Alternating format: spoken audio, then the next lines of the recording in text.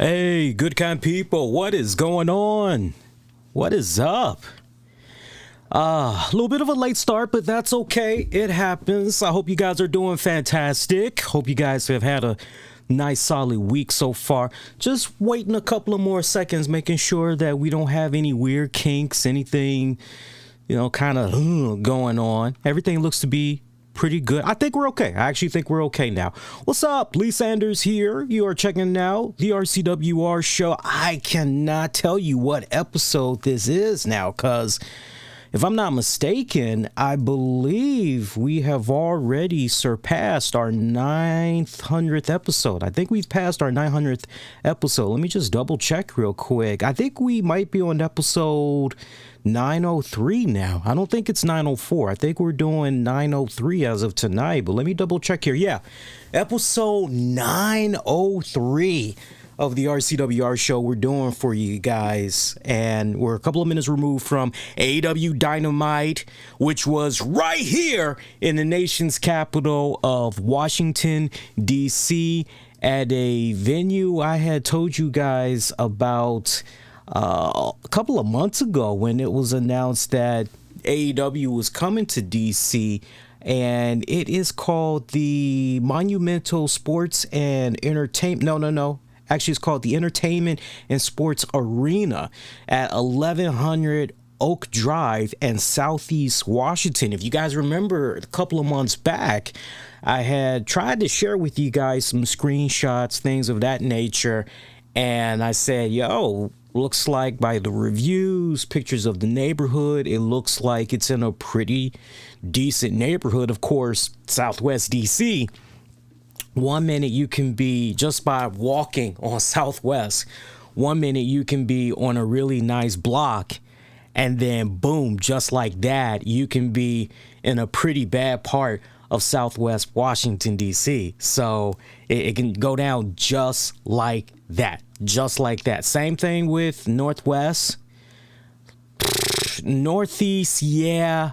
Oh, for sure, Southeast, forget about it. For sure, Southeast. I mean, Southeast, it's a lot of ghetto going on over there in Southeast, especially over there by the Anacostia River. But, they doing their best to clean up that area and everything. But, shout out to my fellow DMV residents that were there at the arena tonight, seeing the AEW action. I definitely want to know what you guys had thought. Those of you that were there in person, let me know, because the camera angles tonight really did not do it justice what all we were able to take in from the TV perspective. So definitely, because I know some of you guys like to make your rounds, see what different shows had to say about the event that you were at and all. So definitely sound off. Let me know how your experience was, because I want to know. Legit, I want to know. And I found it so surreal, if you will, because particularly CM Punk being back in DC, because it dawned on me as I was watching Dynamite tonight, just taking in the fact that wrestling is back in DC again. Particularly AEW is back in DC, but I definitely drifted off to CM Punk being back in DC, because one of the last times we saw CM Punk in the nation's capital, and I've told this story before, but it's rare I actually mention it, was when it was the final WWE Raw, the week of WrestleMania. And it was when CM Punk was in that white hot feud that was going on there with The Undertaker. And CM Punk was teamed up with Paul Heyman.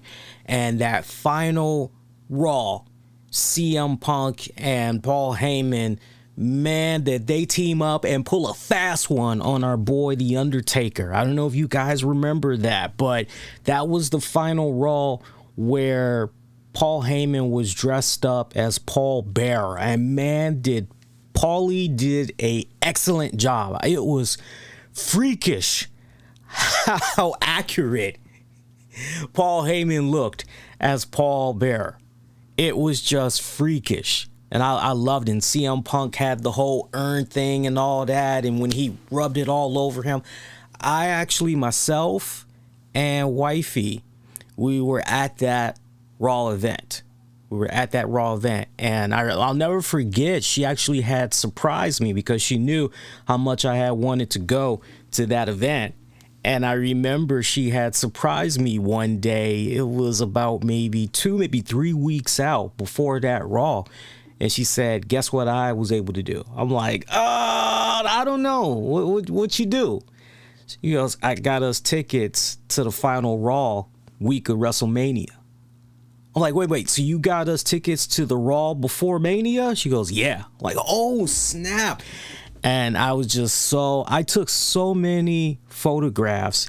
It's not even funny. Matter of fact, if you go on the Facebook page, you should be able to check it out under albums, and you should be able to see the WWE Raw photos.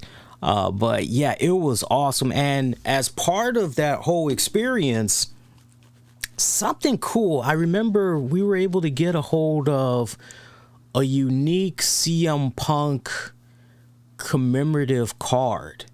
I would show it to you guys right now. Actually, yeah, but I can't break the fourth wall right now because I'm in my boxers right now. So I mean, I got black boxers on. It's okay to break the fourth wall, people. I don't feel like reaching over there. I've showed it to you guys before, though. I'll show it next time we're live and everything. I'll show it to you guys, no problem. But I remember there was this really cool hologram CM Punk, not a bookmark. I mean, it kind of looks like it, but it was basically a commemorative CM Punk ticket, if you will, commemorating that final Raw before WrestleMania. And it was really badass. And when you move it to the left, to the right, you try to center it, you see CM Punk transition into these different poses. It's pretty freaking badass. And then on the back, it told you the date of that Raw event and told you about CM Punk and all of that good stuff. It was pretty badass. And I just remember how DC had loved them some CM Punk, and it was definitely apparent tonight that after all these years, the love is still there for CM Punk.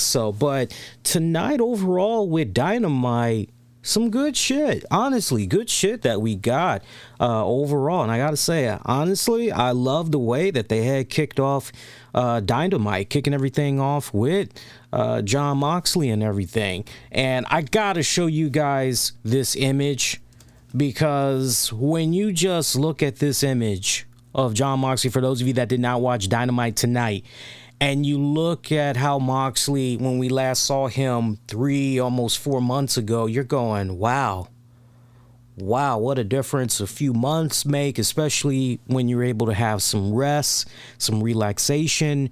You're able to truly take care of your health, get your house in order and everything. You just couldn't help but look at that and just be all inspired when it's said and done. If there's some personal stuff that's going on in your life, and and you're not really sure if you can, no, anything is possible when you put your mind to it and you dedicate yourself to, you know what, I need to put some personal time to the side, and I need to seriously take care of myself, because at the end of the day, nobody else is going to do it for you, right? I mean, think about that. I tell my wife that all the time. I always say to her, hun, whenever she's having a little bit of a cough or whatever, she's always in that work mode. And I always say to her, hey, you're responsible for your own health, just like me and everybody else. Your job's not going to look out for it. I mean, you have to. So if you're not going to do it, nobody else will. So, you gotta take pride in it. And it's just amazing how Moxley was able to take that time to the side. We know he was battling, alcoholism and everything. And Lord knows what else was probably going on with him spiritually, mentally and everything. But I got the image pulled up. Look at this.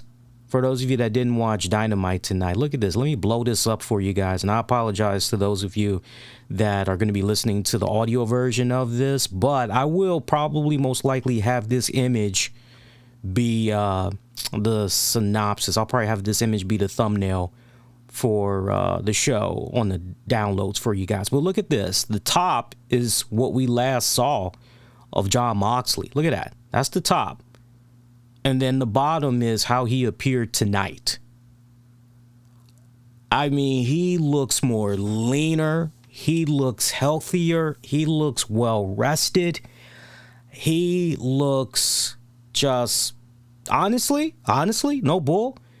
He looks like the Jon Moxley that's almost debuted for AEW. This was almost at the bottom I'm talking about. The bottom Jon Moxley is almost the Jon Moxley that we had got initially when he jumped the gun and he came on to AEW and everything. So, it was nice seeing that guy. I mean, isn't that, just look at that. Look at that. Look how swollen in the face he was on the top and everything. He looked a little bit, burned out. He looked like he was, some people, to me, he looked burned out. I remember looking at him back then going, man, he looks a little tired. He looks a little burned out. Little did I know that there was some personal stuff that was going on. But I kept those thoughts to myself. But man, I was barely scratching the surface there, was I not? Barely scratching the surface. It's okay if you kind of thought the same thing, but little did we know there were some serious personal demons that was going on with the brother. And I'm happy. I'm really happy. Now, for those of you that may be a little bit curious, no, I have still not read the Jon Moxley book yet. His autobiography, which came out in November. I have not read it yet. And that is just between, honestly, there's no excuse, but between work and then doing the shows and then spending a little bit of free time that I am able to spend with the wifey. And then now we got a new puppy. It's kind of hard to, find that nice little balance in time. But I'm happy to say that, my free time is kind of opening up just a little bit more where I can, try to, do stuff that I really like to do, like read a good book and all that good stuff. But I have the book right here. It's in the box. I got this book the day it was released, and I have yet to open this box, but I've got it here in the man cave. And, after seeing him tonight, hearing his passionate promo and everything, I definitely, and I've heard from some of my fellow friends in the podcasting world that have read the book and said it's a really great read. I know some had procrastinated, not as long as I did, but some actually procrastinated getting to his book. But when they finally did sit down to read his book, they were freaking hooked on it. And some of my friends have actually read his book twice now. So, the book is still relatively new. So I'm hoping that this week I will finally be able to start reading the book so I can give you guys, if I can at least crack half of the book, get a really good feel for it, I've got no problem coming back in about 2 weeks, letting you guys know what I thought about the book. But my goal is to come back. If I can come back before the end of January, depending on how far I get in the book, if I can get at least halfway, I will definitely let you guys know what I thought about the book and everything. But it was great seeing him. Legit, it put a smile on my face, seeing him return. It was great hearing the fans giving him that love, welcoming him back. Although we had one guy in the arena that was not happy to see Jon Moxley back, and he had a few choice words to say about Moxley, and it had many of us on social media wondering, what the hell's going on here? Why the hate? And, we heard Moxley coming back at this guy. We're like, okay, well, damn, what we missed? What's going on here? And shout out to, I want to make sure I'm giving proper credit where credit's due here. I want to give credit to, hang on, Jason via Twitter, because he had revealed exactly what the fan had said here. So one fan had booed Jon Moxley. I mean, okay, cheer, boo. I mean, that's what you're paying for, right? But apparently this fan had followed up with that boo and said, and I quote, "Get this drunken piece of trash out of the ring." And that is ultimately what led to Jon Moxley saying the following to this fan. Let's see if you guys can hear this. Actually, no, because we got to turn on we got to connect to the mixer here. So let me actually connect to the mixer here, and you guys will be able to hear this. I don't think I'll get in trouble for playing this 4-second audio piece. I think it's more of the visual presentation that will bump heads with AEW. But this is what Jon Moxley had said to that fan here. Let me pause this, and you guys should be able to hear this now. Let's see, where are we here? No, you guys still aren't able to hear that. Hang on. Let's see. Well, I tell you what. Let's see how much of this we can get away with. It's weird. There we go. A little while ago. Hey. Did y'all hear that? I'll let it go again. I'm not gonna let the whole thing play. I just want for you guys to hear the fan, and then Jon Moxley's rebuttal, because the entire, the meat and potatoes of what Jon Moxley was saying was in the first 3 minutes, but we're only going to let the first 10, 11 seconds of this play. A little while ago. Hey, go fuck yourself. Get that guy out of here. Piece of shit. I mean, seriously. I just couldn't help. I thought I heard something that was, because I'm going, wait a minute. Why is Moxley just coming at that fan in that fashion? This fan must have said something that really just irked the hell out of Moxley here. And I kind of suspected, but I wasn't really sure. And you guys know I'm pushing a big old 72-inch flat screen 4K TV. So, and I got freaking sound speakers and everything. As a matter of fact, I got a soundboard, what I'm trying to say. I got one that's right beside my bed, okay? The soundbar is what I was thinking of. I got the soundbar that's over the TV, and I've got, the sound booster that's right next to my bed. And I'm going, what the hell did this fan say? I'm cranking up the volume, and I can't really make out what the fan was saying, but luckily Jason was able to decipher clearly what that fan had said. And people like that, I gotta tell you, in all honesty, I cannot stand people that act like that. You've got individuals, look, hear me out. It's okay if you disagree, but just hear me out on this. You're coming to cheer, boo your favorites. I got no problem with that whatsoever. You've got your signs, that's fine. I've got no problem with that whatsoever. But where I draw the line is when you go below the belt and you take something that is basically not part of the show. You take something that is, wait a minute, we're talking about real life here. We're not talking about the character anymore that this man or this woman is performing in front of our eyes every single week. We're talking about real life. And unfortunately, whether some of you wrestling fans like it or not, real life does bleed into what you're watching of these men and women do every single week, entertaining you for your enjoyment.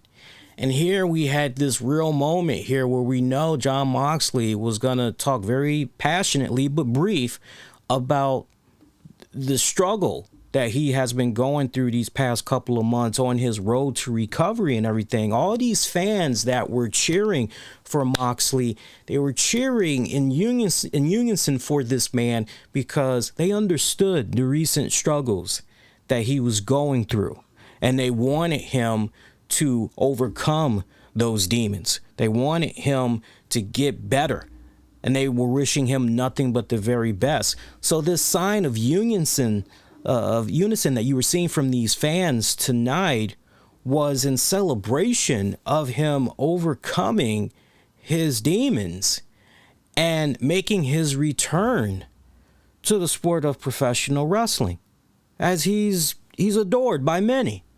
And we've got this one jackass. I wouldn't even call him a wrestling fan. I would call him a piece of shit. Let me tell you something. if you're my friend, and I said this openly on Twitter, and I always tell you guys, you got a lot of people that like to try to put on this little fake persona when they're doing their shows and everything, but they are a completely different person when you meet them in real life.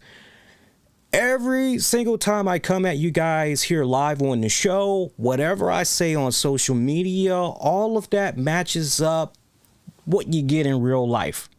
What you get in real life. I'm going to be that same motherfucker. Whatever I'm saying behind your back is going to be consistent in front of your fucking face. Okay? I let it all hang out. Might hurt your feelings, but I'm like this. Would you rather a motherfucker be honest with you, or a motherfucker that's just going to keep beating around the bush and tell you what you want to hear? Straight up. If this was my friend in attendance with me during this Jon Moxley joint, and he opened his mouth and said those things that fan said, I would have elbowed the shit out of him and said, dude, what the fuck is wrong with you? Read the fucking room. Hey, you don't like him, that's cool. You don't have to cheer for him. Hell, you could boo for him. Or don't say a motherfucking thing. Hell, better idea. Take your ass to the fucking alcohol stand. Go get you some more alcohol. Go get you another pretzel. Go get you a pizza. Go take a dump. See if maybe you gotta shoot some of that beer out your dick. Go do whatever. If this guy gets under your skin like that you can't take a brief moment to celebrate the fact that this man went through some tribulations. And see, here's the other thing. Just because you've conquered those demons, as I've always said on this show repeatedly, once an addict, always an addict. It is all about stringing it together one day at a time, and then you got your weeks, your months, turn into a year, years, decade, blah, blah, blah, blah, blah. Okay? That's how it goes. I just couldn't help but just shake my head at that. I didn't get too lost on it.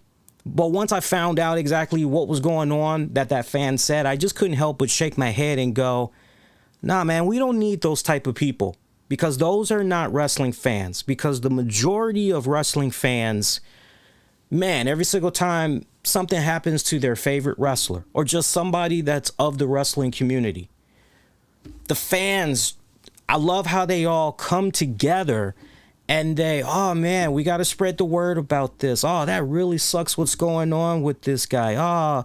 Or, oh yeah, hey, this fan, he was battling some type of a health scare. And you all have seen with your own two eyes how wrestling fans have all come together for really good causes and everything.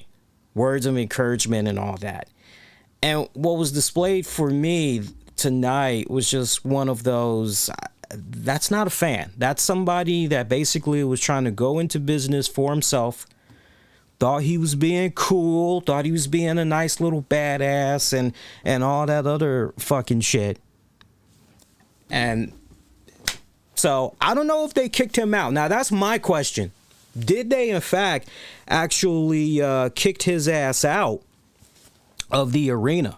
Because if they did not kick his ass out of the arena, then God bless, because I think anybody else okay, oh, you want him out of the arena? So, but I mean, that's just, there's hating, and then there's, okay, we're taking it to a whole new level. We're taking it to a personal level. And I've always said repeatedly over the years, when the lines begin to blur like that, where okay, you can't separate fact from fiction, maybe it's time for you to pump the brakes and maybe stop watching that for a hot minute, okay? But really good promo there, great return from Jon Moxley tonight. I want to just go over some of the things that he had said in his promo tonight. But yeah, man, night and day. You look at that picture from some months back, how when we last saw of him and how he looks now, good shit right there. So Moxley had opened up Dynamite saying how for years there's been this demon chasing him, this cloud. And just when he thinks he's gotten to a certain point, and he talks about this dream that he continues to have. And basically this demon is talking to him, and this demon is saying to him, do you really think you're gonna make it out? And this demon has come to him in some form many times over the years. Every single time Moxley has achieved some little piece of success, somewhere around that corner is that demon that's continuing to chase after him. And that question has repeatedly been brought up to him in this dream, per se. And before he has a chance to answer, boom, the reality hits. And, basically this was his nice way of saying, here I am once again, I'm stumbling and everything. And it basically segued into scars that he continues to carry, how everybody continues to carry some type of scar, but it's not the ones on the outside that is of importance. It's the ones that's on the inside, saying that nobody's perfect, and that, for him, he is still, in layman's terms, I'm kind of just putting a nice little blanket over everything. He talked about how he's still trying to conquer his demons, how he's trying his best to kick their asses and everything, and that he doesn't run from demons, he kicks its ass.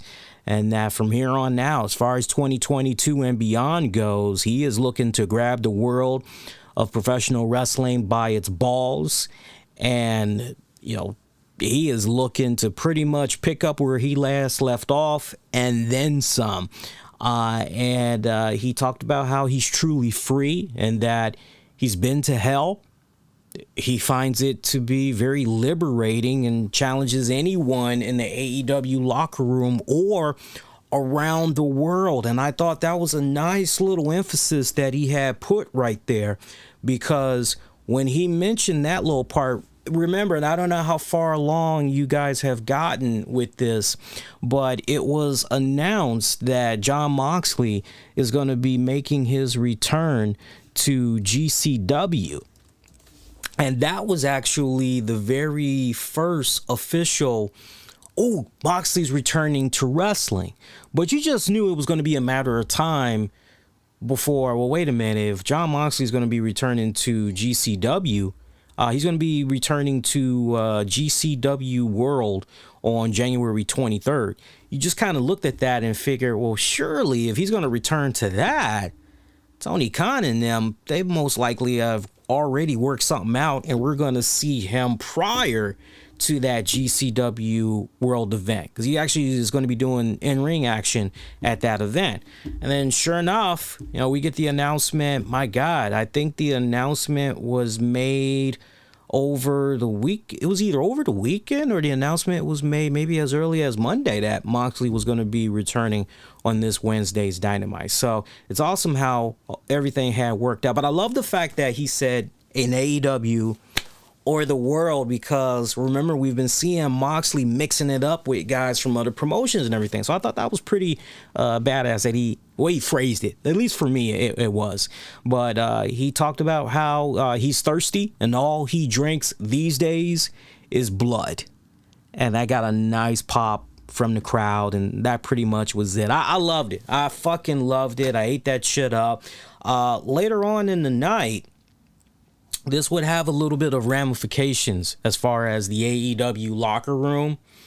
I mean, we're just kind of, we don't have to go boom in chronological order. We can go all over the place with this, but we ended up seeing the segment later on. But it's a good transition, because he wanted for anybody in AEW, or just period, he's thirsty. He wants a fight.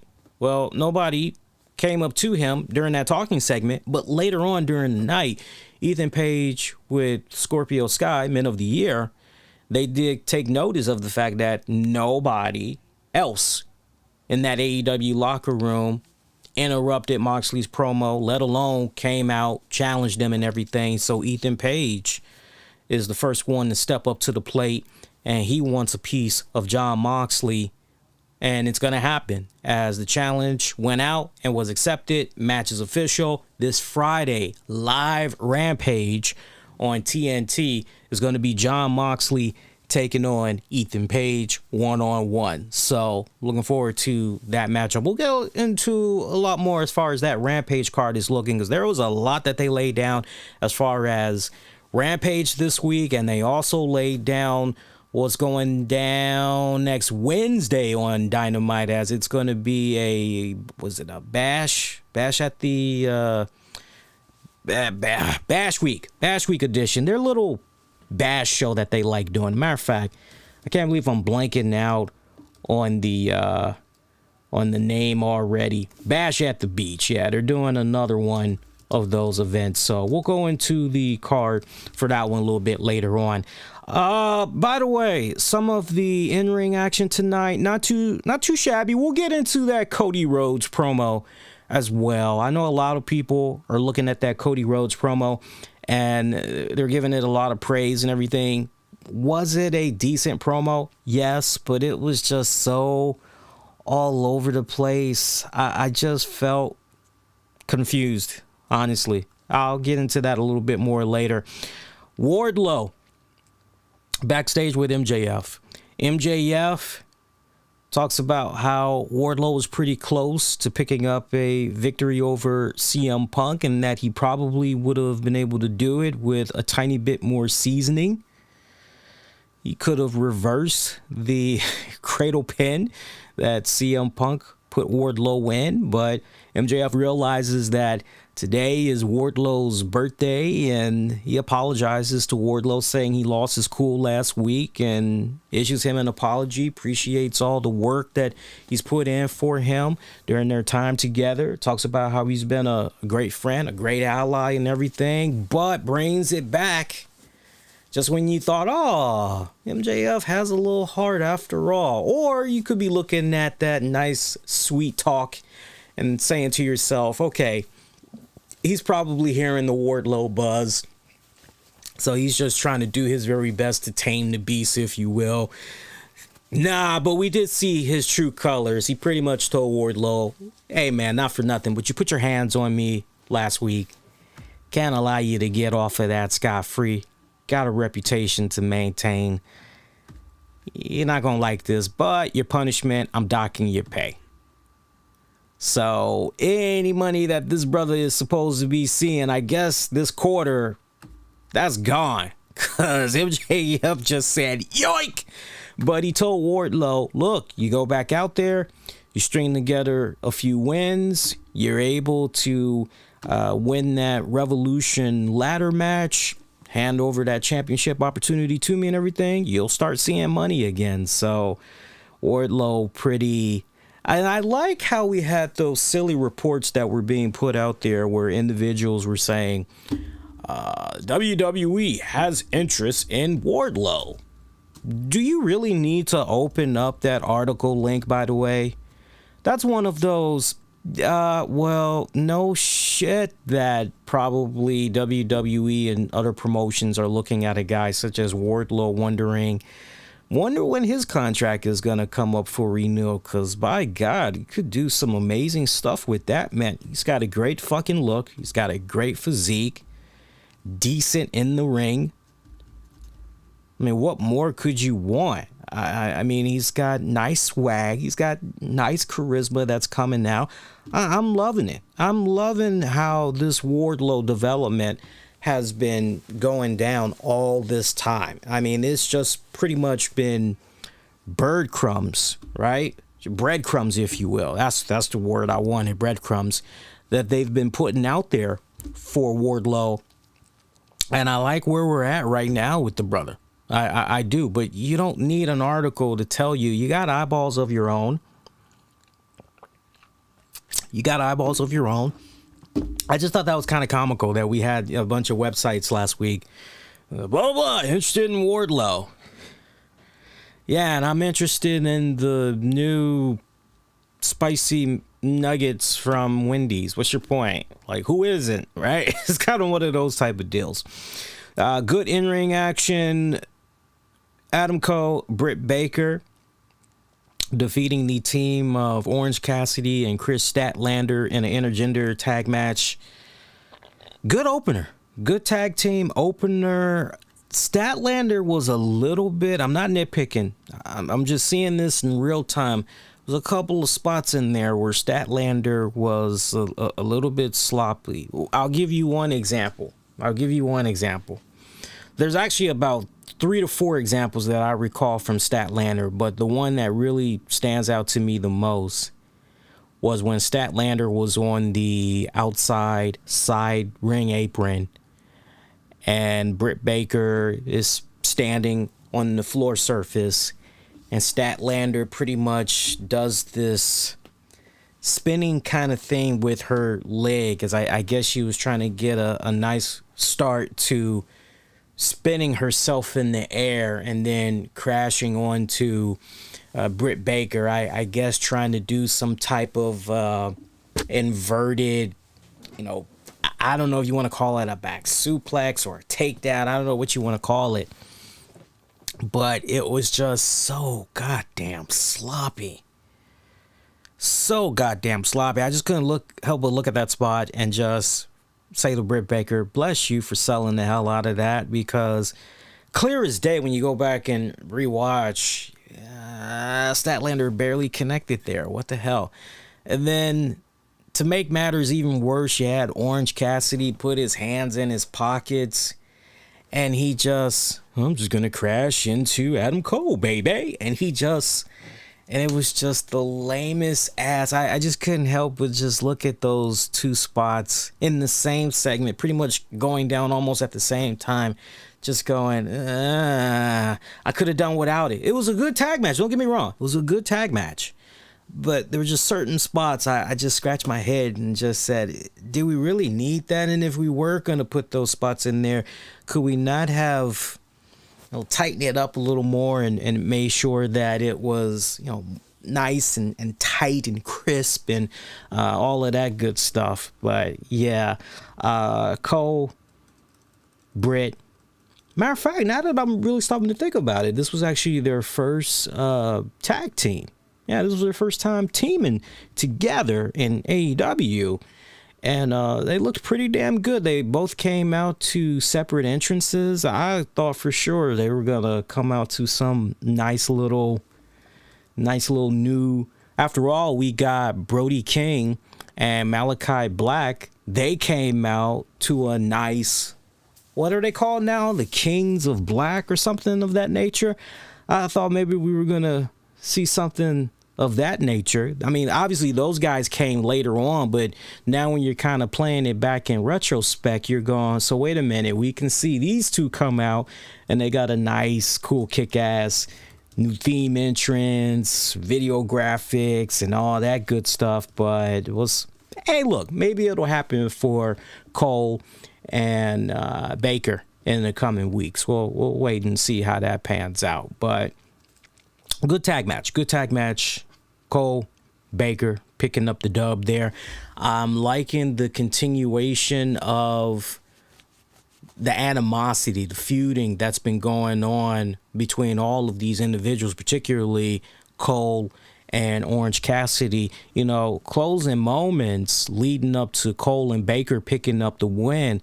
I remember there was a spot that went down where Orange Cassidy was bouncing off of the ropes and inadvertently bumped into Britt Baker.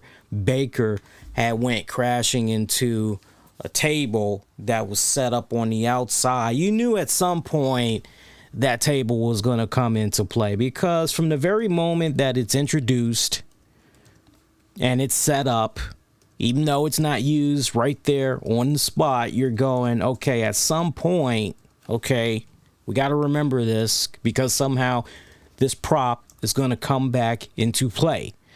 So now it's a matter of, okay, so what's going to go down here? How are we going to play this out exactly? And so Adam Cole was just livid.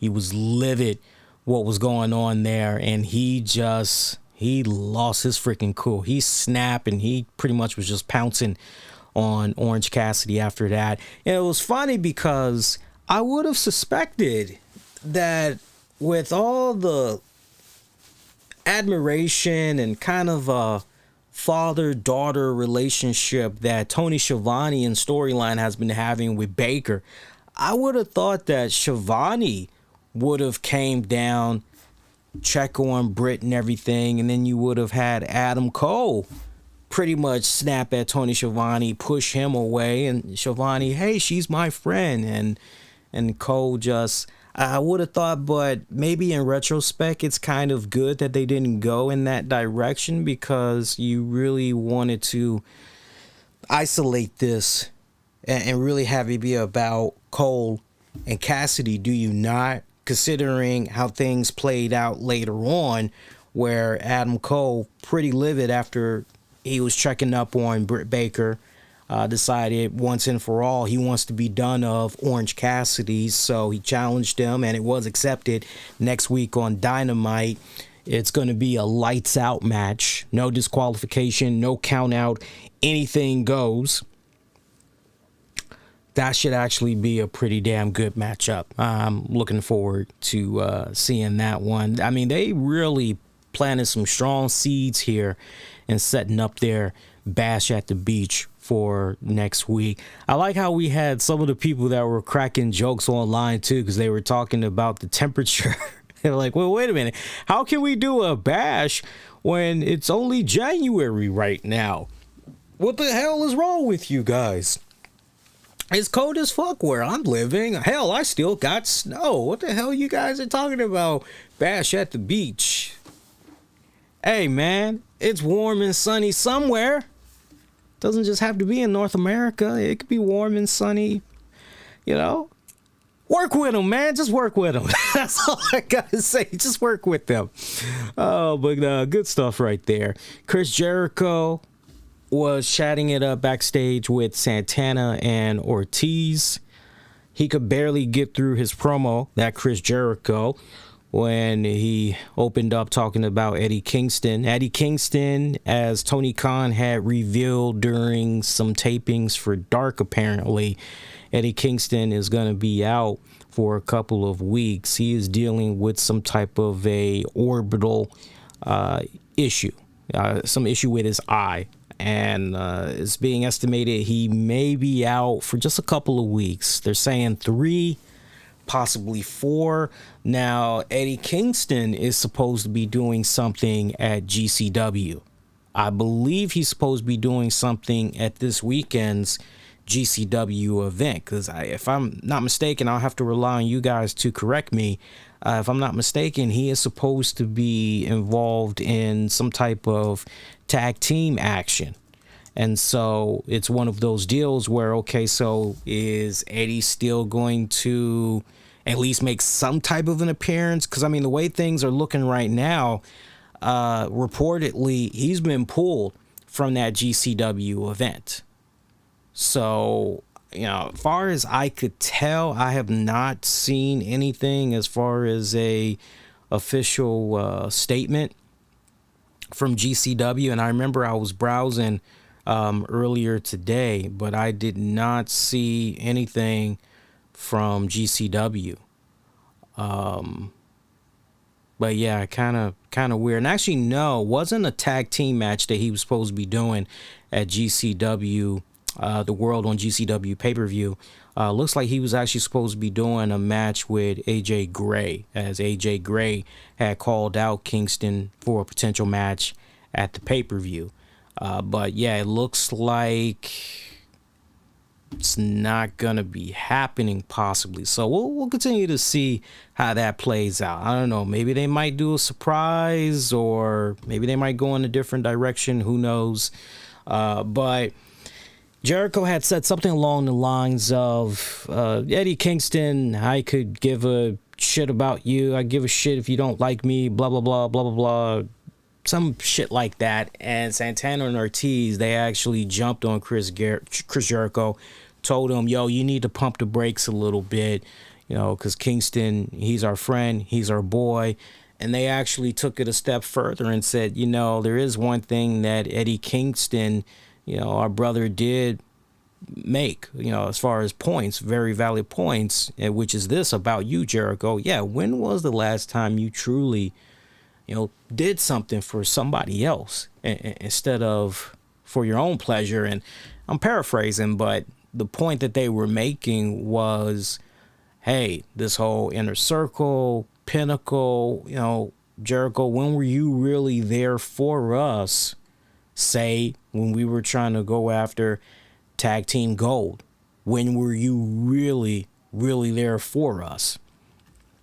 And Jericho really did not know how to respond to that. And it pretty much had led to Santana and Ortiz just pretty much leaving him hanging. Just hanging there as Jericho just looked on pretty freaking baffled.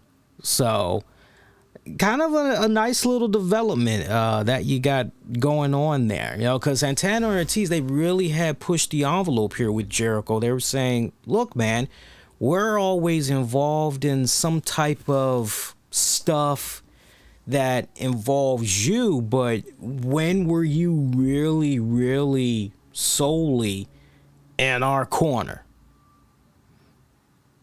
Kind of interesting, right? I mean, and then when you go back and you look at their time in AEW so far, not for nothing, but they've yet to become tag team champions, believe it or not. I mean, and that's crazy when you really stop and think about it, because of all the tag teams that's in AEW, none, I mean, don't get me wrong. When we were doing the awards, and I keep meaning to upload the graphic and go over but we're going to do it next week for sure. But as far as revealing the award categories, having the poll up and all that, we're going to do that next week. I just got to have a free moment to actually sit down and do it. But, yes, Lucha Brothers, when you look back on tag teams in AEW, they definitely were tearing it up for last year. Young Bucks were doing their thing as well. FTR was doing their thing as well. But I just find it so baffling that in 2021, Santana and Ortiz, they barely were doing anything. And they are one of the best tag teams that's part of AEW's roster right now. So I hope that with 2022, that changes. And Santana and Ortiz, because I'm telling you, why we have not seen a great feud with Santana and Ortiz really tearing it up with Lucha Brothers or FTR for those AEW tag titles. I mean, to the point, Santana and Ortiz, they should always be just as much as Bucks and, right, the usual suspects with those tag titles. Santana and Ortiz should always be in there. So I like this interesting dynamic that we got going on here, where you really kind of feel as though, all right, as far as an Inner Circle reuniting, and it's really coming off as if all the guys are truly individually, or maybe as a duo, they're really trying to branch off and just do their own thing. And I'm liking that. I'm liking that right now, because honestly, for me personally, Inner Circle, it was all right, but I've gotten past that whole stable. I think that stable has honestly more than served its purpose. Personally, that's just me. To each its own, but for me personally, I think it served its purpose, and we just need to get back to some good shit. And this is the start of some really good shit, as far as I'm concerned. So all signs seem to indicate, does it not, that eventually Jericho and Kingston are gonna get involved in some type of a match? Does it not? I mean, all the signs seem to point in that direction. I just can't help but wonder what is going to be that final nail in the coffin where we just go, okay, boom, we got it. It's on now. Is it going to come at the expense of 2.0 and Daniel Garcia, maybe stirring the pot a little bit and maybe stirring something up with Kingston, capitalizing on what all's been playing out these past couple of weeks? And 2.0 and Garcia, they cook up a brainstorm idea and pretty much they bait Kingston, and maybe that's how they're able to get Kingston to, if you want to say maybe turn on Jericho, or just go full blown balls out crazy on Jericho. your guess is as good as mine, but I like what's continuing to go on there. All right. Also, Christian. Looks like we got our next instant Acme feud. Christian ran into badass Billy Gunn. Billy Gunn was talking to Christian about getting a tag team championship opportunity for his sons. Christian pretty much said, yo, you tell your boys, appreciate everything you've done and everything, but go put in the work. Go put in the work. Go make a statement, then come back. Well, statement was heard and a statement was made as his ass got jumped by Billy's kids.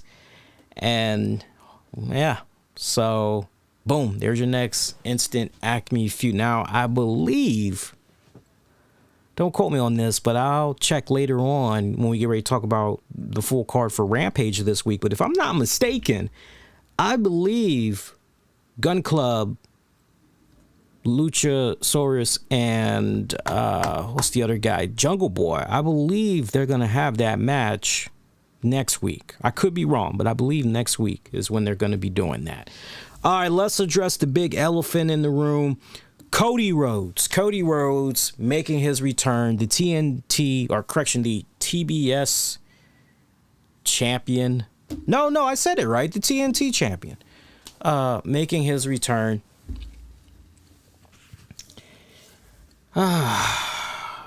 Everybody that commented on this promo, they really loved it. They thought it was damn good, full of passion, and did he deliver his lines? Yes, he did. But for me personally, I found that his promo was just all over the place. I felt that his promo was just a big old promo of riddles. So he sets the tone by asking the DC crowd, so what do you want to talk about? You're going there and it's okay. Well, we know the biggest elephant that's in the room right now is what's going on with Cody's status in AEW. Is he a free agent or not? You're hearing these rumblings that he could be appearing at the Royal Rumble. Some are even saying, oh, it's going to be Cody appearing as Stardust, not as Cody Rhodes, but he's going to be returning as Stardust. The flying fuck, how does that make fucking sense? First of all, I don't know who the hell suggested that. That's a bad, seriously? Forget about that. Scratch that. Okay. But yeah, there's a lot of speculation in the air as far as Cody's AEW status. I know Meltzer had tried to sound off about it. People are pretty much avoiding him like the plague that happen to be in the know, as he feels these people are not trying to tell him a lie because they respect the hell out of him and everything. So instead it's dodges calls, dodges emails, see him in person, just go in the opposite direction. So he's not able to get any answers from anyone right now. He doesn't know if this is a story angle or if this is legit, what's going on. But Cody Rhodes, there was a lot to dissect in this promo because, on the one hand, we hear him talking about CM Punk's infamous pipe bomb. And, he talks about how he's got his own pipe bomb of his own.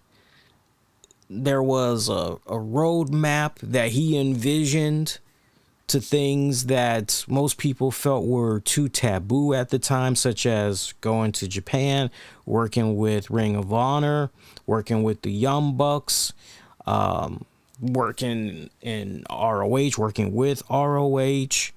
And that as far as a comeback of the year, in regards to CM Punk, no, CM Punk pretty much did the comeback of the decade.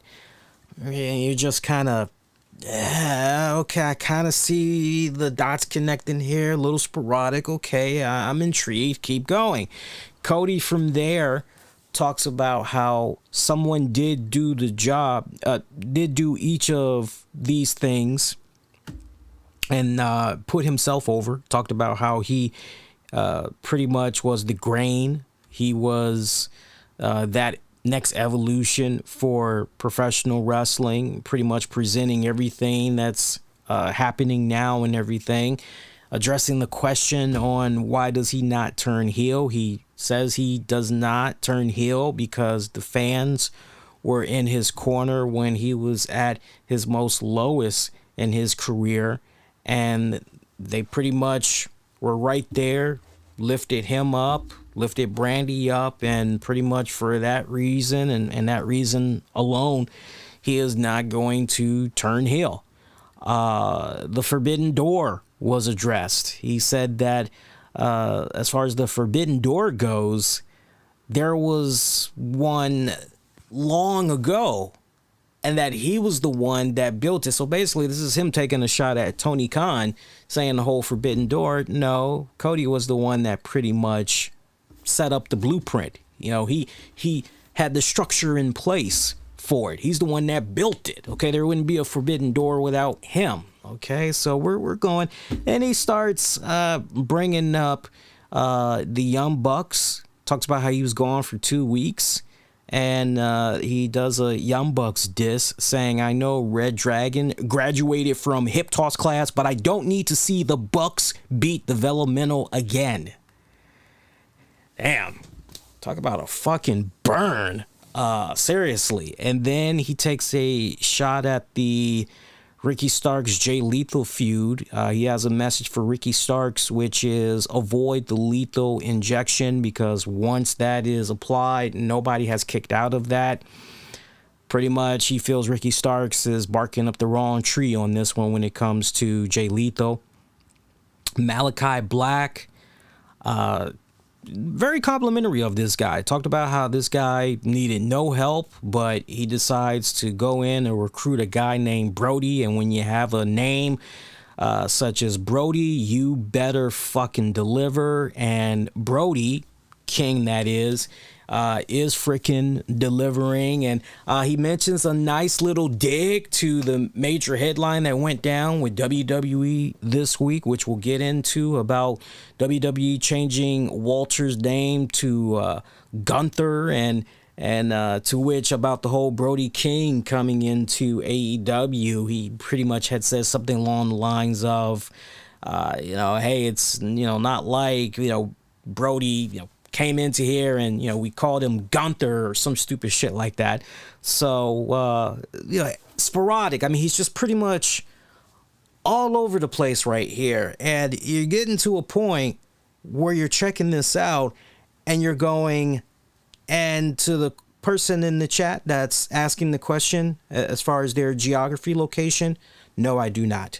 But Cody gets to a point in this promo where you're going, what is the heart of the matter here? Where are we fucking going here? He brings up his contractual status with the company as he talks about how he was presented with a contract by Tony Khan, not the one he wanted. Okay, so basically he's addressing kind of what's going on with the chatter online about his AEW status. He's being cryptic right here. DC crowd, I love the DC wrestling crowd. I love the DC wrestling crowd. That DC wrestling crowd, I've talked about it many times over the years, is a smart wrestling crowd. I'm always proud to represent being right here from DC, because, a lot of people that don't take the time out to research, companies like the WWE, McMahon family, they lived out here in DC for many, many, many years. And when you look at WWE's origins, how it first started and everything, WWE first started in WWE first started in Washington, D.C. is what I was trying to say. Back when it was the Capital Championship Wrestling, back in those days. I mean, we're talking way, way, way back. Shane McMahon grew up in Gaithersburg, Maryland. So Shane still comes out here to this very day. Matter of fact, I remember Shane was out here for some of the, what was it? Was it the DC Renegades? I think that's what they were called. I believe they were called the DC Renegades, but the XFL DC team that was out here. I know Shane McMahon was out for a couple of the games. Of course, I'm talking about the last XFL relaunch. Shane McMahon was out here and everything, so he still comes out here from time to time. So, but yeah, cryptic promo from Cody, bringing up his contractual status, but then not. Brings up the fact that there's now 2 TNT champions. Pretty clear what needs to happen. Pretty much he wants to see a ladder match at next week's Dynamite, their Bash at the Beach. And basically title versus title. Once and for all, we get an undisputed TNT champion. So that pretty much was Cody in a nutshell. So... you're hearing this. I mean, when you really stop and think about it, this was a promo that was all about riddles. That's all it was. And sure, you had a couple of moments in there where he's raising his voice and, you can hear the passion. And I'm not shitting on it, but let's be 100% clear. At the time, it's easy to get lost in the moment. But when you really sit down and decipher all the stuff that he was saying here, it's pretty obvious that, okay, so basically he's talking in riddles, but the gist of why he's out here is because there needs to be a ladder match. There was one glaring issue that I felt was missing from his promo tonight, which is, why the hell did we need to do an inaugural TNT champion in the first place is beyond me. That's got to be one of the stupidest things I've ever heard. Don't you all agree? I mean, a guy's gone for 2 weeks and we had to do an inaugural champion. What's up with that? I wish that would have been addressed, because I just think that's pretty freaking silly that a guy was pretty much gone for 2 weeks and we had to crown a new champion as a result. That's something that I never want to see AEW do ever again, as far as I'm concerned. But the challenge would be accepted by Sammy Guevara. So we'll get into that lineup for how things are going to be looking for next week's AEW Dynamite in a hot little bit. Promise you guys. Jade Cargill challenge has been accepted by Anna Jay. Anna Jay wants a shot at the TBS title, or the baddest that bitch show. That bitch show. Oh, I love that. I love Jade. Brody King, Malachi Black picking up a victory over the Varsity Blondes. Decent little tag match. Story was really about Pac, though, as Pac had appeared post-match via Titantron, promising how he is on the path of redemption. He's pretty much looking for eye for an eye. He's all about the revenge right now. So it's actually pretty good. It was actually a pretty good little promo that Pac had cut on Malachi Black there. But Malachi Black is one man, and as we now see with the House of Black, I mean, it's growing. So what's going on? You got to come in there with another ally, Pac. Who you got? Kazarian went up against Lance Archer. Now, I got to put some respect on this match. I like the fact that the way this match was set up, they didn't have Malachi Black, because it was actually my biggest fear. I thought that, honestly, Lance Archer was going to go into this match and squash the hell out of Frankie Kazarian. And that's not what happened. If anything, I don't know how it played off to you guys, but it came off to me as if, yeah, Frankie Kazarian was putting in a valiant effort, but Lance Archer was really having his way with this guy and just feasting upon the pain and suffering he was causing on Kazarian, and was just prolonging the inevitable. I don't know if that's how it came off to you all on TV, but that's definitely how it came off to me. Good shit. It was good shit the way that they had this set up. I love that post-match Lance Archer was going to add more insult to injury.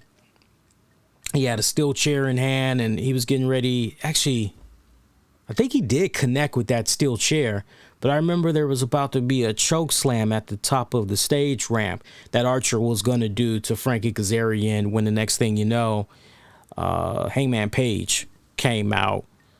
Archer, Page start going at it. From there, let's see, a little back and forth. I remember Hangman hit freaking Archer with his boot. He actually took off his boot and Cole clocked Archer with it, sent him running back into the ring, where Hangman tried to look for the buckshot lariat, gets countered as he was able to grab him, was Archer, by the throat, and Archer was getting ready to connect with a choke slam when Hangman got out of it, started connecting with some spinning forearm strikes, did a nice powerful clotheslining of Archer outside the ring. Archer was about to go back in there, wanting him some more, but Dan Lambert pulled him away. Excellent job by my man Excalibur, explaining, not even being long-winded about it, but really helping the TV viewer that's, wait a minute, I haven't seen Lance Archer in a good minute, but the times I did see him, he was running around with Jake Roberts, okay, and now he's also walking out here with Dan Lambert. What the hell is going on here? And that was badass how Excalibur pretty much said, to the viewers at home, Dan Lambert, Jake Roberts, they have a business arrangement. Beautiful. Tony Schiavone tried to dig into that a little bit more, but they weren't budging. They weren't telling him anything. So, and look, I like how Cowboy came out this week. I'm sure that some of the promos, were not really promos. That's a poor choice of words. I'm sure that some of the stuff that was said about Hangman Page last week in his appearance as the AEW World Heavyweight Champion, I'm sure that got to him, because you had people that were looking at his choice of clothing that were scratching their heads. I know Cornette was definitely one of those guys. For me personally, I didn't particularly care for the choice of clothing. I cared more so about, all right, you're out here. All right, champ, represent. How you going to handle yourself? And honestly, that was one of his weakest moments in front of the camera as a champion so far. I mean, for me personally, you do this great freaking joint with Bryan Danielson, and you say something along the lines of, okay, so what's next? We don't already did a Broadway. We don't did a 30-minute match, with judges. What's next? And, you have him saying that, and you're under the impression, okay, so maybe we're going to get Danielson and Page one more time. Maybe something's going to... I thought for sure maybe that was the story we were going to be telling here. But at the same time, I felt it was so... Man, definitively, we just had Hangman Page cleanly defeat Danielson in the middle of the ring. Where do you go from here? What conspiracy theory do you have Danielson put out there next? Was my question. But there was a little part of me that was going, surely we're not quite done with this just yet, because this has been pretty white hot. Now you kind of can't help but wonder in retrospect if maybe these guys should have locked up one more time at this Bash at the Beach edition of Dynamite coming up next week. Who knows? But look, I'm down with the Murder Hawk Lance Archer. Don't get me wrong. But getting back on track, his choice of attire from last week, very unflattering. It was nice to see him come out pretty much the Man in Black, Johnny Cash. Me personally, from here on out, I would not have no problem with Hangman Page coming out in all black. Would not have a problem with him like that. And who better to really put you over than fucking good old JR Jim Ross. Jim Ross loves his Westerns. He loves his Cowboys. He loves his John Wayne. He's down with Johnny Cash. Who better to really help get a country boy over than Jim Ross? But I love how Hangman Page was dressed this week compared to last week. I love the overall presentation. I gotta admit that. I gotta admit that. Did he look like a hobo last week? Some things I'm able to pay attention to in real time. And then sometimes it's one of those things where I go back and I watch it again and it's, I missed that. You know, when I think back to last week and then, it's night and day. I liked how he looked this week. I really, really did. That's the look I need to see him continue to have each and every single week, quite honestly. I loved how he was able to take that fight right to Lance Archer. That should be a pretty good matchup when those guys get ready to lock it up. It should. I'm keeping my fingers crossed for that one because I think it's going to be pretty damn good. Dante Martin was chatting it up with Lee Moriarty and Matt Sydal. Leo Rush gone once again for now. Lee Moriarty and Matt Sydal, they appreciated Dante having their back, and they promised him that they would have his back until Leo Rush gets back. As far as Dante's continuing issues with Team Taz, this pretty much had cut into a rebuttal by Ricky Starks and Powerhouse Hobbs talking about how it's kind of funny, actually. We're talking about how Dante Martin has a baby brother complex and that nobody is your baby brother. Nobody is your friend. Sooner you realize that, the better, right? Because it's a dog-eat-dog kind of world, basically, in the business that they're in and everything. So they pretty much told Dante Martin he better watch all his sides because they're coming for his ass. They got a receipt they need to cash in on him. Instant Acme feud. And another backstage segment where Chris Statlander was chatting it up with Red Velvet as I believe they were with Tony Schiavone. I could be wrong, but Statlander was reacting to what went down earlier in the night in that intergender tag match. Red Velvet was pretty much there, just loaning her support to her friend when all of a sudden Mean Mug Layla Hirsch came in there, still spitting vinegar over what went down with their tag match from Rampage last week.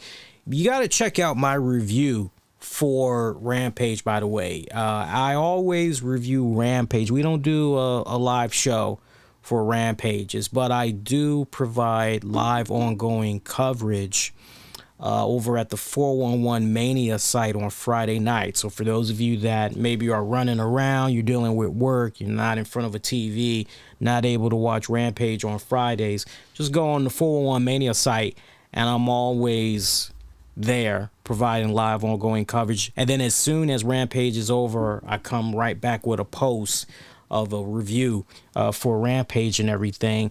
And one of the main talking points I have for that match that those girls were in last week was the fact that Layla Hirsch, she's showing nice little emotion, anger and all of that throughout the match when she wants to get the hot tag and she's trying to let it be all about her and everything.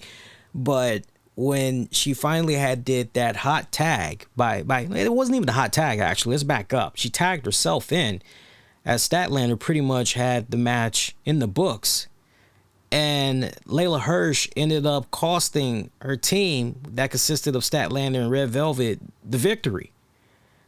And she just looked, just facial expression wise, blank, just emotionless. Probably not a word, but I'm going with it here tonight. And I was just baffled by that. I'm going, what the fuck? And so we had little Layla Hirsch. She popped up here tonight, pretty salty over what went down, not taking self-accountability. She's blaming Statlander and Red Velvet. And she actually tries to, I'm trying to think, did she push Statlander? I'm trying to remember what happened there, but I remember Red Velvet trying to be the peacemaker and saying, yo, you need to calm down. You know, cooler heads need to prevail right here. But she turned her back on Layla Hirsch. Layla starts beating her up. Statlander tries to come to the aid of Layla. Layla beats up Statlander. So a whole nice little instant Acme feud that we had go down there. And as a result of that, if I remember correctly, next Wednesday, we're going to be seeing Layla Hirsch in action. I can't remember if she's facing Red Velvet or if it's going to be against Statlander. I got to look at the actual updated card for next Wednesday, and I'll be able to tell you guys. Don't think I forgot about Shawn Spears and CM Punk, by the way. You notice I've been kind of holding off talking about that. I could talk about that right now for you guys. CM Punk and Shawn Spears, when it's all said and done, boy, that was a surprise, wasn't it? If you'd have told me the way that match was going to start and end was pretty much CM Punk instantly getting Shawn Spears in the GTS and the 1, 2, 3, I would say, get the fuck out of here. But that's exactly what went down. That is exactly what went down. This is CM Punk's first return to the nation's capital, Washington, D.C. Was his first time back in DC at a wrestling event since 2014 basically, and boom, just like that, it's over. I just couldn't help but go, man, please tell me MJF, CM Punk, we're gonna have some type of nice little redemption right here. Maybe these guys are gonna cut promos real quick, something. CM Punk is celebrating the dub. Shawn Spears quickly makes his exit. An embarrassment, I guess. MJF, he was at the commentating table. He tries to sneak into the ring. Thought he was going to be able to attack CM Punk. Punk turns right around, anticipating. They're standing toe-to-toe, eye-to-eye. MJF doesn't want none. CM Punk manages to grab onto the scarf of MJF. So he's got the scarf by both ends as he pulls MJF close to him. And he was getting ready to attack. MJF escapes just barely. CM Punk now is the owner of MJF's scarf. Shout out to MJF's scarf on Twitter, by the way. I would imagine they are now going to give us a nice, detailed, hour-by-hour account of what it's like to be in the hands of CM Punk and family. That should be a pretty fun read. I don't know if you guys follow that account. I stay reading some funny shit from that account. It's a good account. I love that account.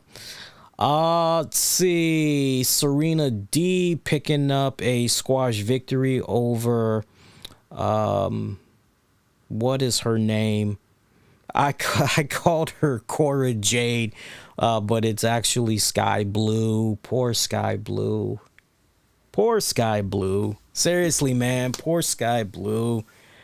I just be wanting to see her. I guess I gotta watch Dark and Elevation if I want to truly see her have competitive matches, because anytime it comes to her on TNT or TBS, I can pretty much forget about it. This was pretty much over in, well, at least this went a little bit longer than the Shawn Spears CM Punk thing, right? I mean, at least you can make that argument, but not by much. Not by much. Pretty much a continuation of Serena Deeb letting the entire world know as she's reapplying for the baddest bitch in the world title, right? I mean, that's pretty much what this was about. Main event match. I'm trying to think. Main event match. Acclaim taking on Sting and Darby Allin. DC loves them some Acclaim. That was pretty obvious tonight. I was a little bit curious how DC was gonna take in the Acclaim. I didn't think they were gonna get booed, but I was a little bit on the fence. I was a little bit on the fence about the Acclaim there, but I thought about the fact that, well, nah, DC, they really, really love their alternative music. They really love their go-go. They really love their rap. They definitely should be into the Acclaim, and they did not disappoint. So I love the fact that DC was right there representing and everything. Sting's matches, I gotta say, Sting's matches is a lot of smoke and mirrors, is it not? When you really stop and think about it. But it's fun.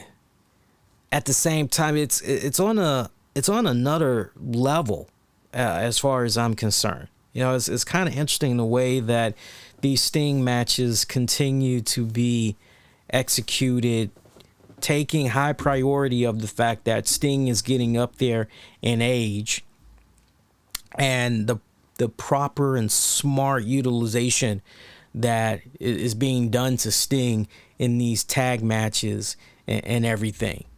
I just find it so amazing the way that anytime we get Sting in these tag matches, I just find it so amazing how it's just smart. When you just really take a step back and you think about it, it's pretty smart the way that these matches are continuing to be booked and everything. Look, not much in this match. This was pretty much just barely under 10 minutes and everything. Sting and Darby Allin, they just keep racking up these W's as a tag team. You know, and it brings a very interesting question into play, which is with these W's that they keep racking up, these few times that they've been tag teaming, they've been undefeated.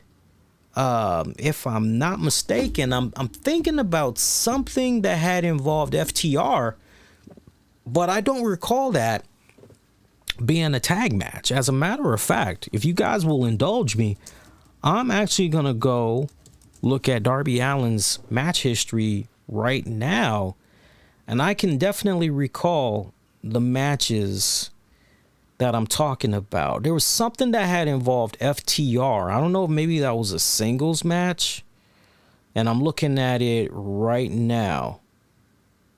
No, they actually defeated FTR. It was back on September 9th, and I'm just going back. I'm just confirming here. Yeah, man, these guys are fucking undefeated as a tag team with the little bit of matches that they did have here. So I can't help but say to myself, man, when do these guys get put into a position where they're fighting for the AEW tag titles? Because you look back to when these guys had first teamed up, and yes, we're also keeping into account, well, wait a minute here, but shit does reset after blah, blah, blah, blah, blah, right? Right? So we're keeping that in mind. I'm looking at the history here. Guys, and so far I'm seeing... bear with me a second here, because I'm trying to think about the very first time that Sting and everything went down, that tag team street fight, AEW Revolution. So that's their first victory as a tag team, Sting and Darby Allin. Let's see, I'm looking for their second one. Their second one came at the AEW Double or Nothing pay-per-view, where they defeated Ethan Page and Scorpio Sky. So that's 2. Their third one came August of last year, where they defeated 2.0. And their fourth one came when they defeated FTR on an episode of AEW Grand Slam from last year. So if you're keeping track at home, these guys, fifth came on an episode of AEW Dynamite where they defeated the Gun Club. So these guys, and now include tonight, so these guys are 6-0 right now as a tag team. Unless I read that wrong, these guys are 6-0 right now. So you just can't help but wonder, okay, they've been undefeated as a tag team. When do they get to make a claim there that they should get a shot for the tag team titles. Can't help but wonder that. Something to think about, y'all. Something to think about. Overall, for tonight's Dynamite,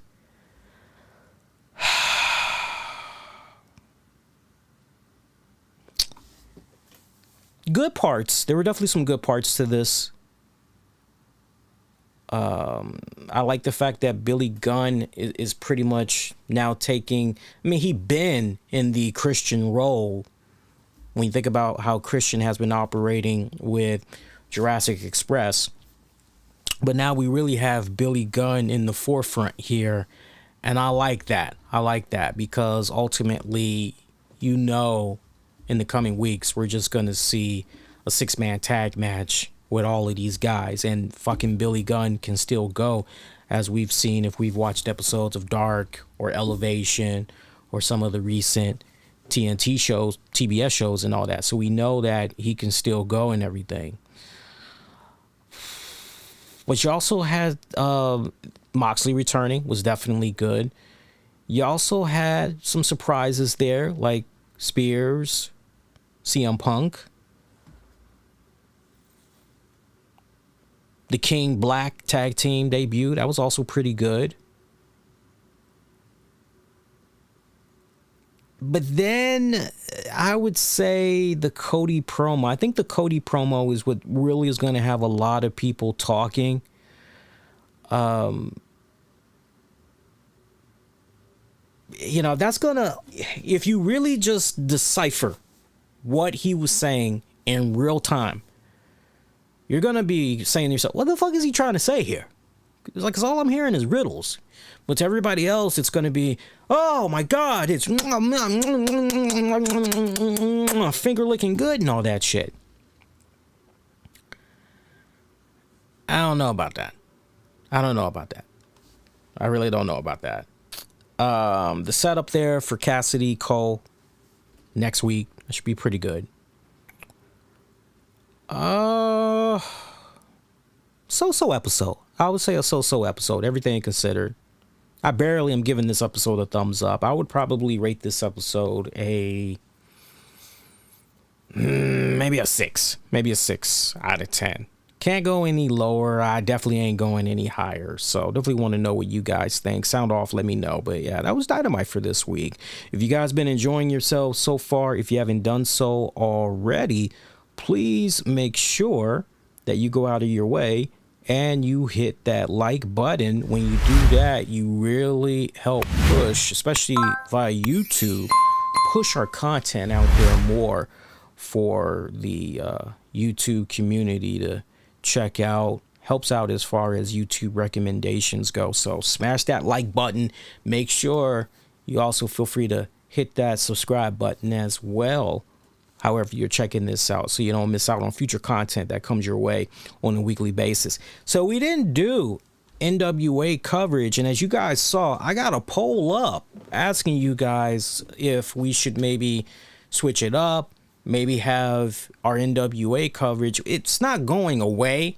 I'm just contemplating on whether or not we should really keep it on Tuesdays, since you guys get it kind of late night on Tuesdays, or if we should push it to Wednesday evenings, maybe a couple of hours before Dynamite comes on and everything. And I thought it was rather interesting this week that once again, for the second, potentially third time that I can recall since NWA has been working with Fight TV all these months, where NWA Power did not come on at its scheduled time of Tuesday, 6:05 p.m. Eastern. Instead, it came on YouTube because they were having such technical issues on Fight TV that NWA said, okay, bump it. We've been advertising this episode for 6:05. So they went on ahead and just made it a instant premiere on Tuesday. And then if you didn't watch it during that hour plus that it was on Tuesday via YouTube, then you missed out. You're going to have to wait until Friday. That is if you're not a Fight TV subscriber for NWA. So unless you have the all access that you just signed up for NWA, or You had renewed your NWA, was the $5-7 joint before they announced the all access. Then that's how you're able to watch this week's Power, because instead what they did for Fight TV, they rescheduled it for 7:05 p.m. Wednesday. So the episode, as far as I know, it should be out there and about right now. So we didn't talk about NWA yesterday, so that's why if you guys are looking for the NWA talk, it's not out yet. So what will most likely happen, and this is going to be a first, I'm actually just going to go straight to audio probably this Thursday. I'm just going to go straight to audio and record my thoughts on last weekend's NWA USA, combine it with the talk of this week's NWA Power, and we'll just throw that out there for you guys to check out for on demand and on the download. So be on the lookout for that. I will most likely release that this Thursday night.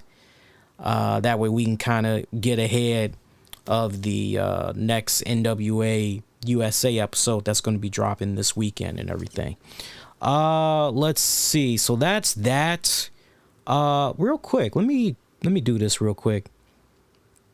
I meant to do this earlier. I did not connect Twitter. Now we did. Okay, good. Got some social media blasts out. That's good. All right, so some more little tidbits that we can get into. How long have we been on the air, by the way?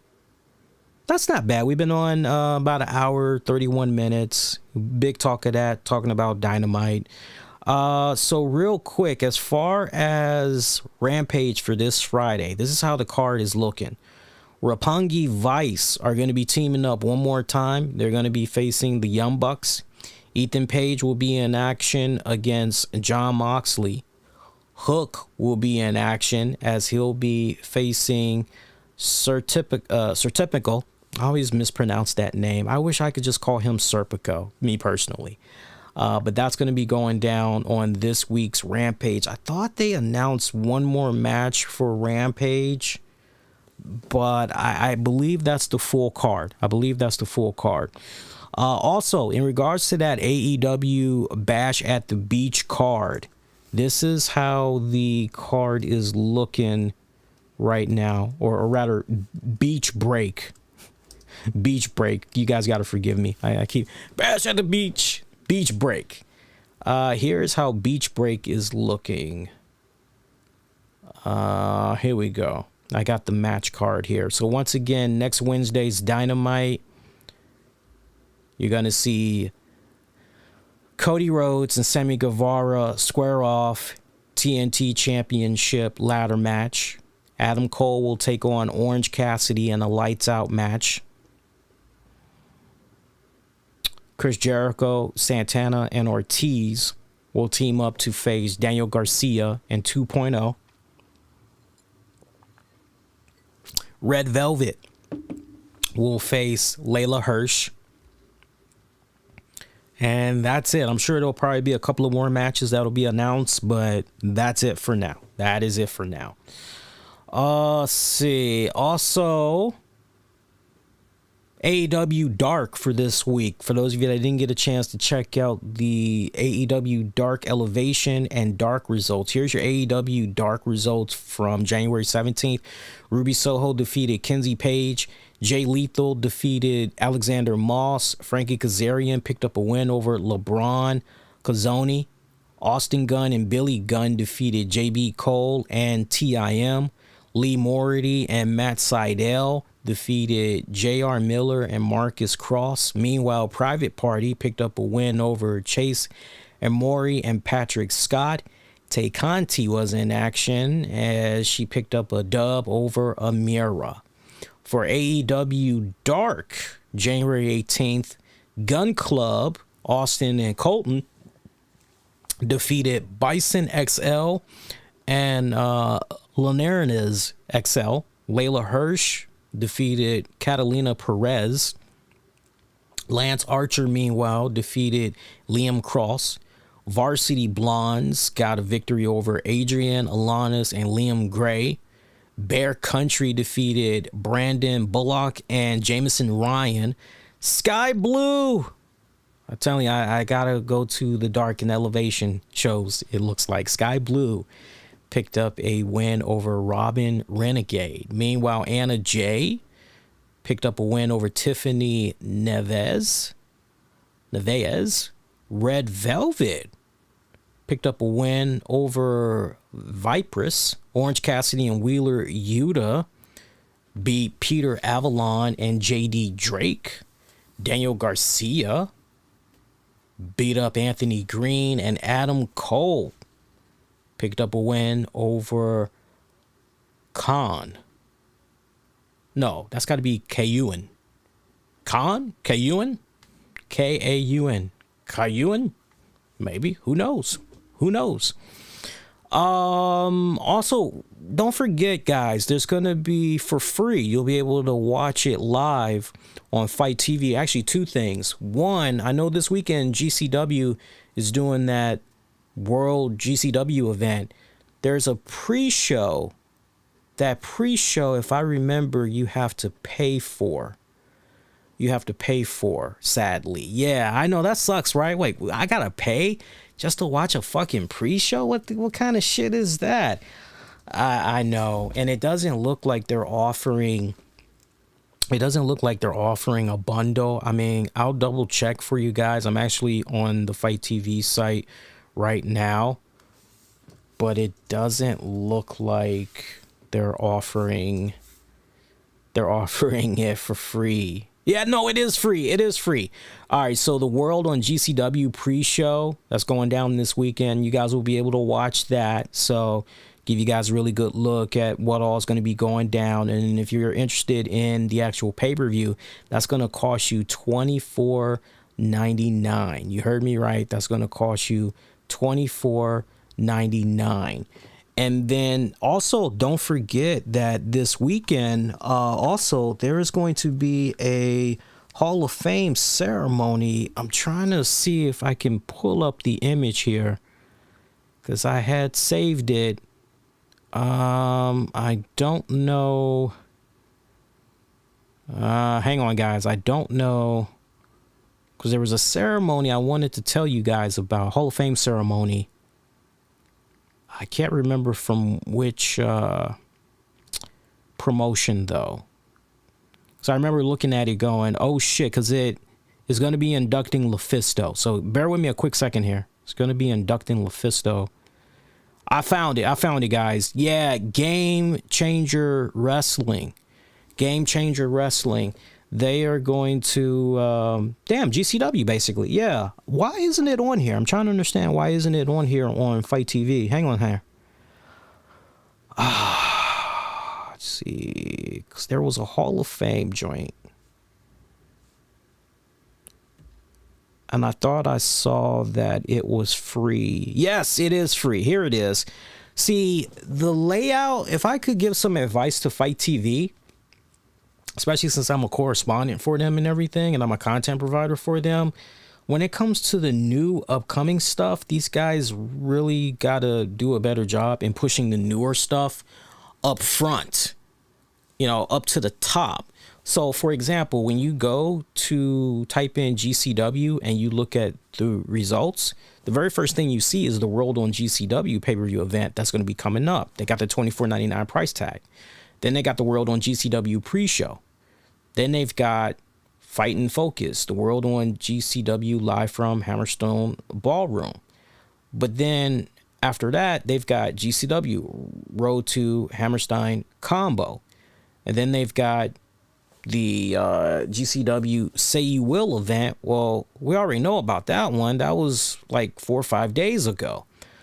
And it's buried, the Hall of Fame ceremony that's upcoming. It's buried in between 1, 2, 3 joints, 3 events. So that's a lot of scrolling. Nah, push it up to the top. So GCW is presenting their Orange Crush Indie Wrestling Hall of Fame ceremony. And the people that are going to be going into this joint, some noteworthy names, especially the people that's going to be inducting them. Jerry Lynn is going to be going in. He's going to be inducted by Sean Waltman. X-Pac, 6.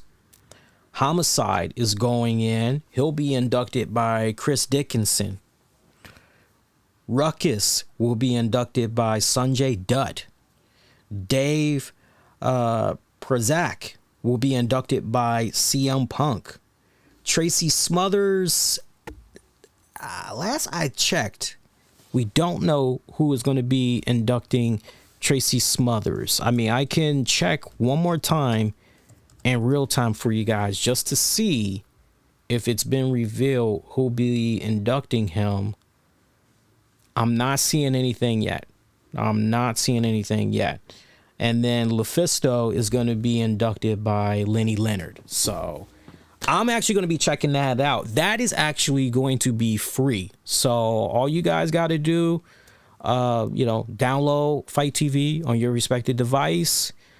It's easy. And then, you don't have to worry about signing up for an account. You can literally just go on the Fight TV joint. Once you downloaded the app, you can literally just go in, type in GCW or watch whatever is live, watch it. As long as it's free, you're good to go. And this event will be free.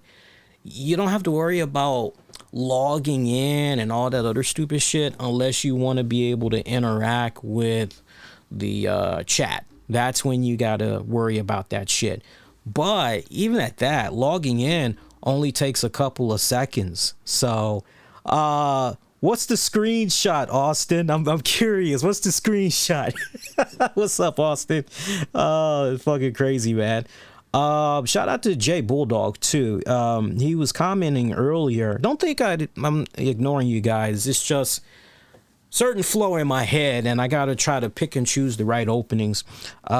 Jay was commenting earlier about the whole Ambrose thing, the Jon Moxley stuff from earlier with the rude fan and all that. He says, I rewinded it, and I know there were gonna be some haters, but that's the same way how someone did a negative disrespect comment on Keith Lee after he was battling COVID. He followed up saying, when someone was going through a rough, hard time with their mental health, people should not be treating them like crap. Yeah, definitely. And then someone was asking, do I know about Nepal? I know that we have a lot of listeners that listen to us from various countries. Basically, you're listening to us or watching us from Asia, if I'm not mistaken. So, and we have a nice little bit of audience in Asia. When I look at the overall statistics for people that check out the live web streams, and then for people that check out the show on demand and on the downloads, I see that we got people that the main top countries. It's basically United States, Australia, Canada. Let's see, who else? I think Asia is maybe next on the list. And then like rounding it off, we got Africa. Trying to think. Japan. Yeah, it's kind of weird how it rounds itself off. I know United Kingdom is in there too. Matter of fact, United Kingdom is kind of more at the top actually, right? And Austin, I think the screenshot is coming back to me now. If the screenshot is the joint I'm thinking of for the thumbnail that we're using for tonight's show, I'm glad it actually made it. Yeah, the freaking... We're going to talk about that in a hot second. Duhas. Gunner.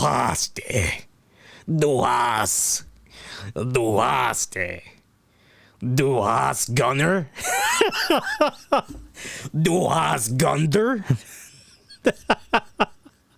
Oh, that screenshot. Yeah, that screenshot. Oh my God, I totally forgot about that. I started to make that be the thumbnail for tonight's show, but I didn't want to have any problems, yo. So at one point, you know that squash match with Serena Deeb and Sky Blue I was talking about earlier? So I'm not going to show the image, okay? You'll just have to go on my Twitter account at the RCWR show. That's how you're pretty much going to be able to find it that way. But, so, Serena Deeb gets Sky Blue's leg. And, I mean, she just has this jacked up, I don't know if you want to call it a sidestep, single leg, Boston Crab. I don't know what the hell you want to call that joint. But, I mean, she is cranking that leg back, and Sky Blue is just selling the hell out of it. She's got that one leg that is being in the hold there by Serena Deeb, right? So Sky Blue's one leg is in Serena Deeb's arms, and she's cranking it. And then Sky Blue has her other leg, and it's almost like a wishbone, basically. And I mean, you just got to go Dave Matthews when you see this image, okay? Yeah, if you know Dave Matthews Band, it's just, hike up your skirt, little boy, show your world to me, little boy's dream. Oh, I watched it there through the window, and I stare at you wearing nothing, but you wear it so well, tied up and twisted the way I'd like to be for you, for me. Come crash into me, baby. You look at this image, and you're just going, thank God she shaved. I mean, seriously, it is just show the world to me, little boy's dream. And shout out to my man. Somebody commented on this too. Where are you, dog? Where are you? Shout out to Master Chief. He said that camera guy just got free beer.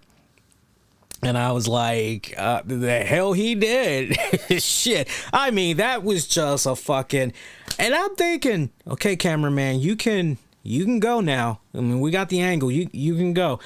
But I guess the cameraman felt, nah, you know what? I got something really good right here. This is a unique look. And I just couldn't help but just say to myself, thank God she shaved.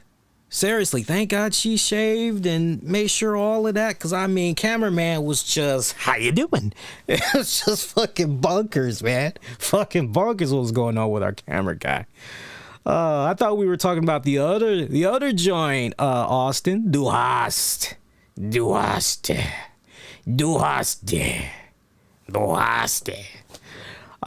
Let's see. Broken Skull Sessions. I'm not going to be watching this episode, but I just wanted to pass along the info to you. Supposedly, on January 28th, there's going to be a Broken Skull Sessions episode with Becky Lynch. Me personally, I'm still waiting on the John Cena Broken Skull Sessions episode. I'm still waiting on the Lex Luger Icons episode. What about the Vlad? The WWE Superfan Vlad documentary that supposedly was in the works. I mean, hopefully Vlad didn't get into some type of trouble, and maybe ultimately that's why WWE. But, I mean, look, for you Becky Lynch fans, I'm sure you guys will eat that up. Unless you guys go out of your way to tell me that, nah, man, the Becky Lynch interview, really fucking badass. You really got to check it out. They went all over the place. They talked indie wrestling. They talked...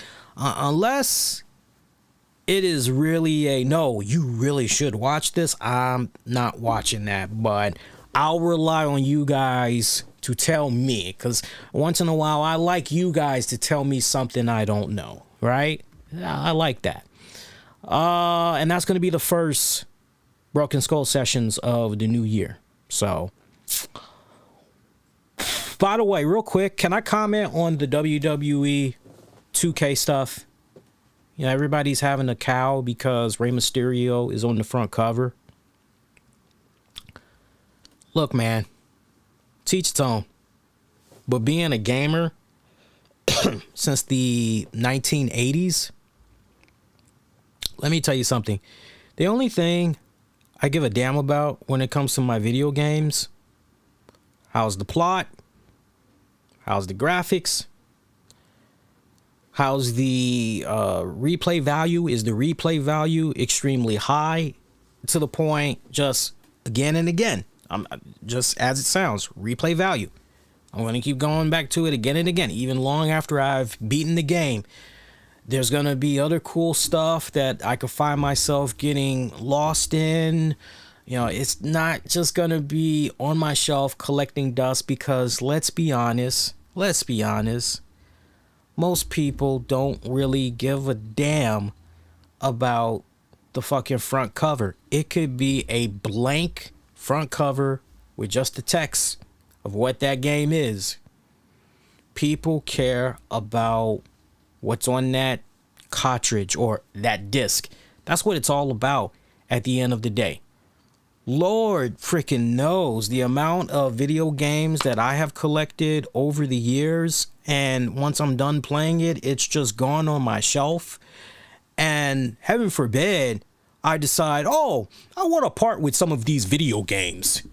It's just sitting here collecting dust. I should just, I don't know, give it away and see if I could make some money off of them. Maybe I can trade them in. Nothing is more worse than when you go to fucking GameStop. Hey there, buddy boy. How you doing? Oh, I'm doing pretty good. What can I do you for? Well, I've got this limited edition Batman Arkham Knight game. I bought the joint that it gave you blah blah blah blah blah blah blah blah blah. And how much were you looking to get for this? Well, I figured since I had spent about about almost $200, I was hoping maybe I could get about $120 for it. Right. Okay, well, at this time, I'm willing to give you $25 for it. I mean, they treat you like a fucking crackhead. That you just go back with your tail tucked in between your legs with great shame and you go, yeah, okay, I tried, but I couldn't even get half the money that I spent on this, so it's just gonna sit here and collect dust. That's ultimately what happens with a lot of these fucking games, sadly.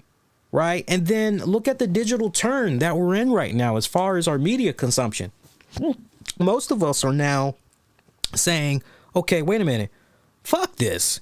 Fuck buying these physical copies. If I'm going to get XYZ content, I'm just going to get the fucking digital. I'll just get it digitally.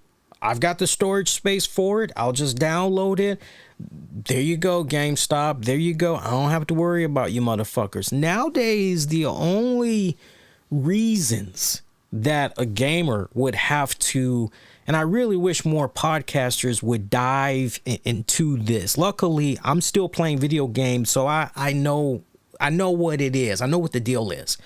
But sadly, you've got that core audience of gamers that will only go out of their way to get a physical copy of a game because of the perks that will come with it. So for example, I'm looking to the side. You can see me looking to the side here. I'm trying to see if it's even here right now, and I cannot locate it right now, sadly. But there was that one, you guys know exactly which edition I'm talking about. There was that one WWE 2K edition that came out that was the Ric Flair collection. You remember that? It was the ultimate box set Ric Flair.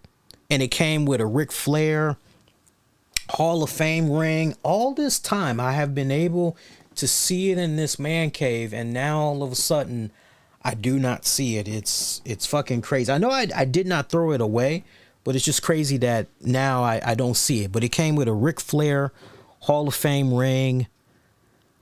It came with a Ric Flair pop figure.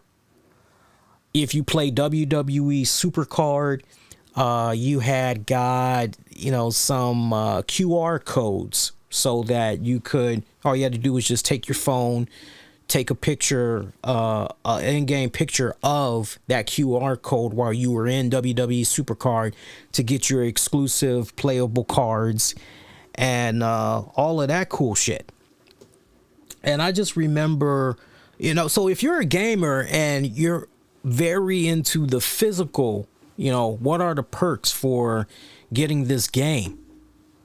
okay, I get this. Oh, I get that. Oh, nice. I get this. I remember there was, I don't know if it was that same one, but I remember there was one that had to do with John Cena. And there was something autographed of John Cena that you got, because he had personally autographed, I don't know how many. And it was, ooh, that's a nice little perk. Very seldom, and take it from somebody that has organized focus groups for almost 10 years. When I was working in the market research industry, putting focus groups together and everything, one of the main focus groups I would put together, because I was the go-to guy, was focus groups for gaming publishers. And there would be a lot of studies that I would do where, I'm asking people, because I would either do a combination of ask them the questions to see if they would, pre-screening questions to see if they would be a really good fit for the group. And then sometimes I would do some moderating as well.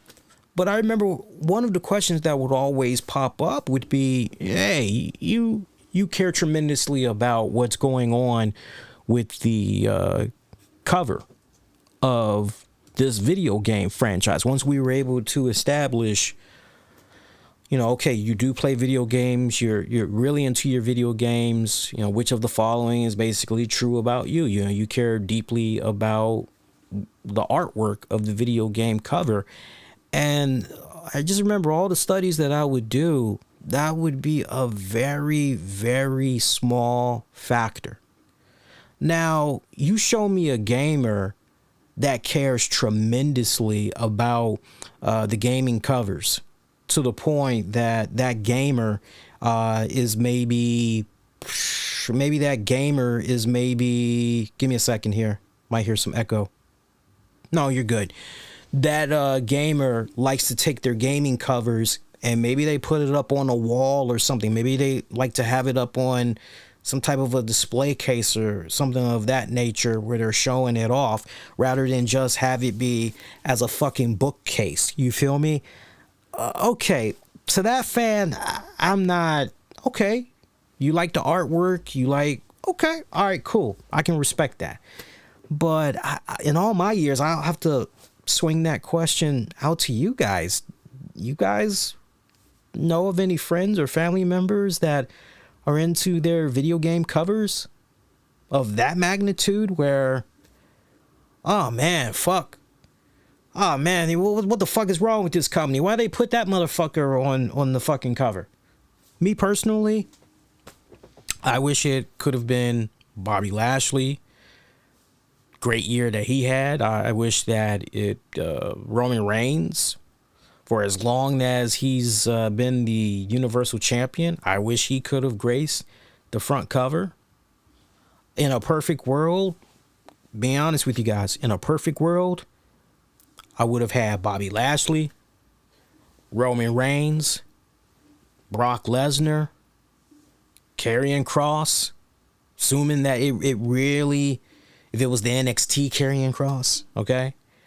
I would have had Becky Lynch, Bianca Belair, Street Profits. I would have had it nice and set up. Or hell, brainstorm, what about a Black Excellence cover? That's a first that WWE has never done. That's a first that 2K's never done in conjunction with WWE. How about a Black Excellence cover? How about Bobby Lashley, MVP, Street Profits, Bianca Belair? How's that for a fucking front cover, yo? That's pretty badass, right? Not making it a race thing, but all those names that I brought up, they had some pretty damn good fine moments in 2021, did they not? So going into this year, I mean, that'd be pretty fucking badass. But it is what it is. Care more about what's actually going to be the finished product. Care about the actual game itself.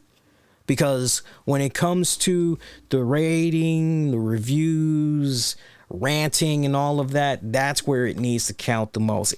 Don't trust anybody that is tripping over a cover. I still remember to this very day the death of Superman. And if you're a younger listener, man, did you miss it? But I remember when the death of Superman had went down and how all the news media outlets were just going bonkers over this shit. And they were just, oh, DC Comics is doing the unthinkable and the blah, blah, blah, plus years that Superman has been in existence. He has always been able to conquer any villain that's come his way, but that all changes right here with issue number blah, blah, blah, blah, blah, dubbed as the death of Superman. Superman actually dies in this comic book. And I just remember how powerful this issue was, because my mom at that point, who had been detached from comic books for, God, a handful of fucking years, when she heard about the death of Superman, she knew just as much as I knew, because I got her hooked into the Wizard Guide to Comics. Shout out if you remember that. And we'd be going over, wow, this comic cost that much. Oh, this comic cost this much. Hey, look, we were to sell this, this is what we pretty much would be able to get for it, blah, blah, blah, blah. And I remember when my mom had first found out about the death of Superman, she was like, yo, we got to make sure we're on top of those comic stores ASAP. It's going to be really, really hard to get a hold of a death of Superman comic book. And I remember how the comic was packaged, particularly. The comic book was packaged, this is 1992 now. The comic book was packaged in a black plastic bag. I'll never forget this. And anybody that collected comic books at one point will back me up on this. That's all you got was a black plastic little bag that the comic book was in. DC Comics, the way they did this was like a black plastic shrink wrap, basically. And you had a bloodied ass Superman logo. Man, you thought motherfuckers were tripping over the fact that, what the hell is this? This shitty ass fucking logo here, man. What the fuck is this? Like, nobody gave a fuck about that damn black plastic bag. Motherfuckers wanted to open that plastic bag up and they wanted to fucking find out, how did Superman die at the hands of this monstrous beast known as Doomsday? They wanted to know, how could it be so? How could it be that the Man of Steel finally gets taken out? And every single page drawn by the most talented artist out there of all time, as far as I'm concerned, and Dan Jurgens, what a phenomenal job that he did with that issue. And I remember some of us were slick about it. Some of us had said, no, we're going to grab 2 copies. We're going to grab, well, in my household, 3. 1 to read, 1 to sell, 1 that would stay in its respected shrink wrap or whatever, that would just go untouched. That's how I would do it back in the day. And I know that's how most people back then did it as well, right? So don't trust anybody that is just tripping over a cover, because if they are, you just kind of got to look at them cockeyed and just got to go, yeah, stay away from me, homie. Seriously, stay away from me. Let's see. Yeah. Let's see. Walter. Let's talk about this whole Walter shit, man. So, WWE causing up a storm this week because Walter ended up being a big subject of controversy this week. I did watch NXT 2.0. It's becoming harder and harder to watch. Gotta be honest with you guys. That's why I just talk about key points, things of interest to me, and I keep it moving along. Only thing that I found good from this week's episode, Walter Roderick Strong wasn't a 5-star classic, but it was good. It was good. The girl that was taking on, oh God, what's her name? the red-haired, God, I can't think of her name. Kaylee Ray? Not Kylie Ray. Kaylee Ray. I think she was in action against that girl from Diamond Mine. I can't, you gotta forgive me, because that's a result of me I'm losing interest in NXT, sadly. But I thought those two matches from this week were really, really, really fucking good. But I did home in on Walter post-match before all the craziness. I read up on what was going on.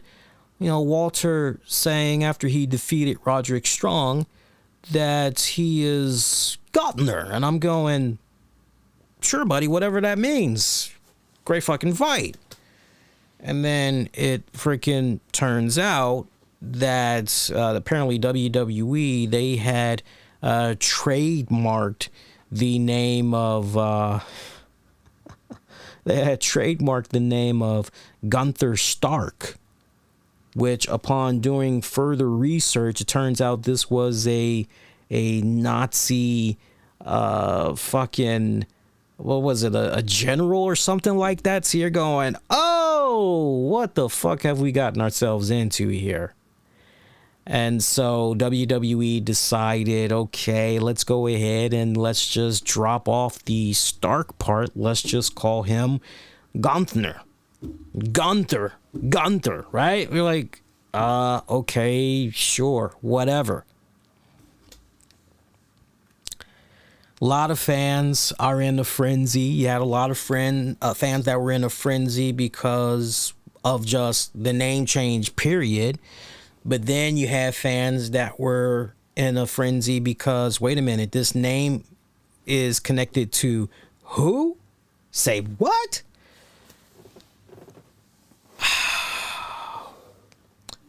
Your guess is as good as mine on if Walter was in the loop as far as creative input. Your guess is as good as mine. Obviously, WWE wants to be in a position where they can make a decent amount of profit, you know, in-house profit.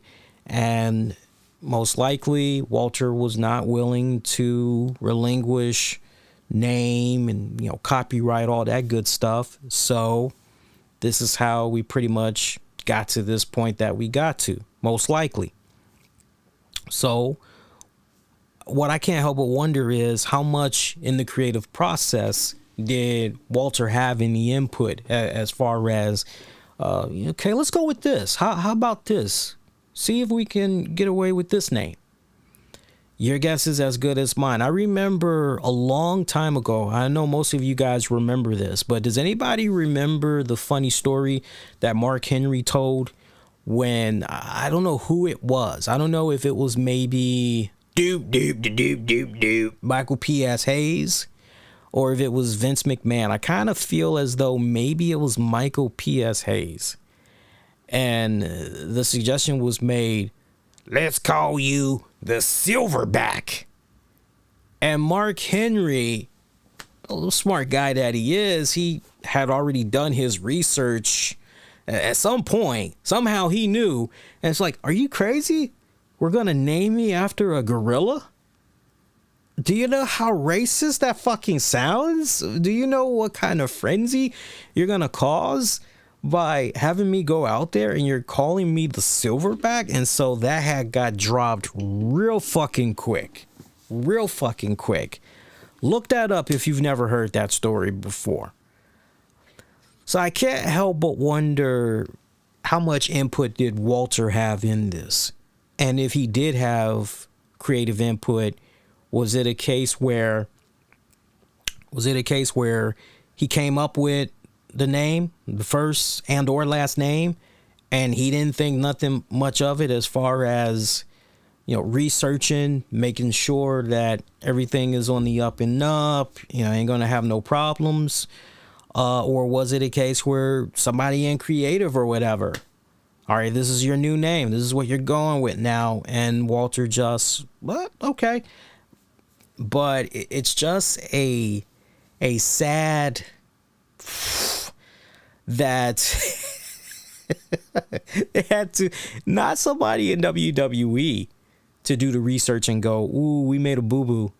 We made a boo-boo. We had no business calling him all this because this is linked to that. But the fact that basically an average Joe online did the research and was able to determine, whoa, WWE, what the fuck?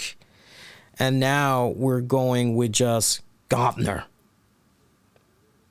Du hast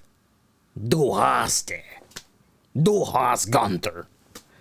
If you don't know why there was a German song from back in the day. You'll know exactly the song I'm talking about. It was a metal song by basically a German band, and they would just Du hast. But boy, that's a major PR disaster, is it not? And that's just for starters. Now, I don't need to be long-winded about this, but as soon as I see this new name change to Walter, I just couldn't help but go, so wait a minute. We can't at least call him Walter Gunther? We can't at least call him that? We're just, no, he is just Gunther. Way to just erase some motherfucker's history there, per se. And I just couldn't help but instantly share my reaction to the news once I found out what was going on. Bill Dukes from Menace to Society. You know you fucked up, right? You know you don't fucked up. You know that, right? You know you fucked up. Already out of the gate. My man hasn't even been on USA NXT programming for a month, and we're already just hot out the gate, just with the name change.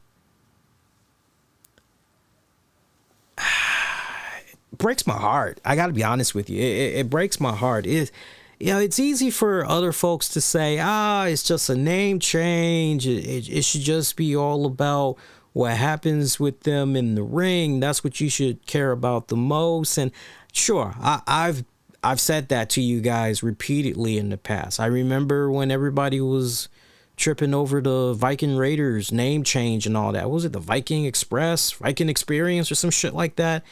I just remember going, okay, that's a silly ass name, but yo, this is a really good tag team. We should really get behind these guys and see what they can do and everything, and yeah, let's go. Fucking let's go.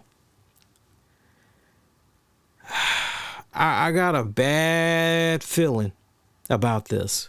I do. I hope I'm wrong, but just out of the gate, I got a bad feeling about this whole new thing that we're doing with Walter personally. So I don't think it'll be as bad as most folks are thinking this is going to be. I honestly feel that as long as WWE continues to connect the dots of, hey, this was one of the longest reigning NXT UK champions, everything should be on the up and up. We should be okay. But man, when you just do something of that magnitude, and see, it'd be one thing if you had this guy go away for a couple of months and then he comes back and all of a sudden, but we're talking about a guy that has not missed any significant television time whatsoever. And 1 week he is this name, and then the very next week he is this whole new name.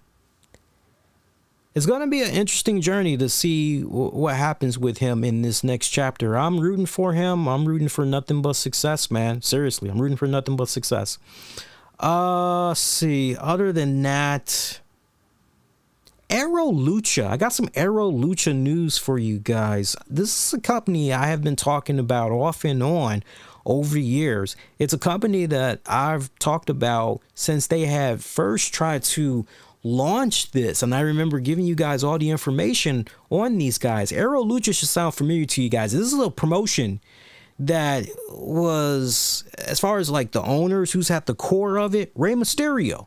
This is something that Rey Mysterio has been trying to get up, off, and running for a long time. I remember at one point he was supposed to be doing something with Conan, and they were going to try to do something with the CMLL, Triple A, and all that shit.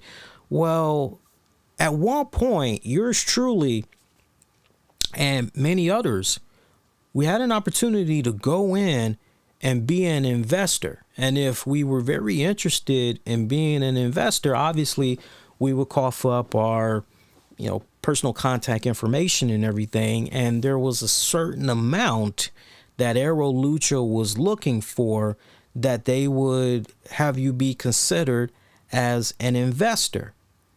Not exactly chump change, but it definitely would a little sting on the paycheck. So at one point I was very, very interested in financially backing this and backing this on a ongoing basis. And I felt that, okay, well, if anybody can get a wrestling promotion up and running and it can really be successful and maybe it'll lead to a TV deal, things of this nature, I felt, okay, well, with a guy like Rey Mysterio behind it, fucking hey, it should be fucking successful. And it just seemed that it staggered.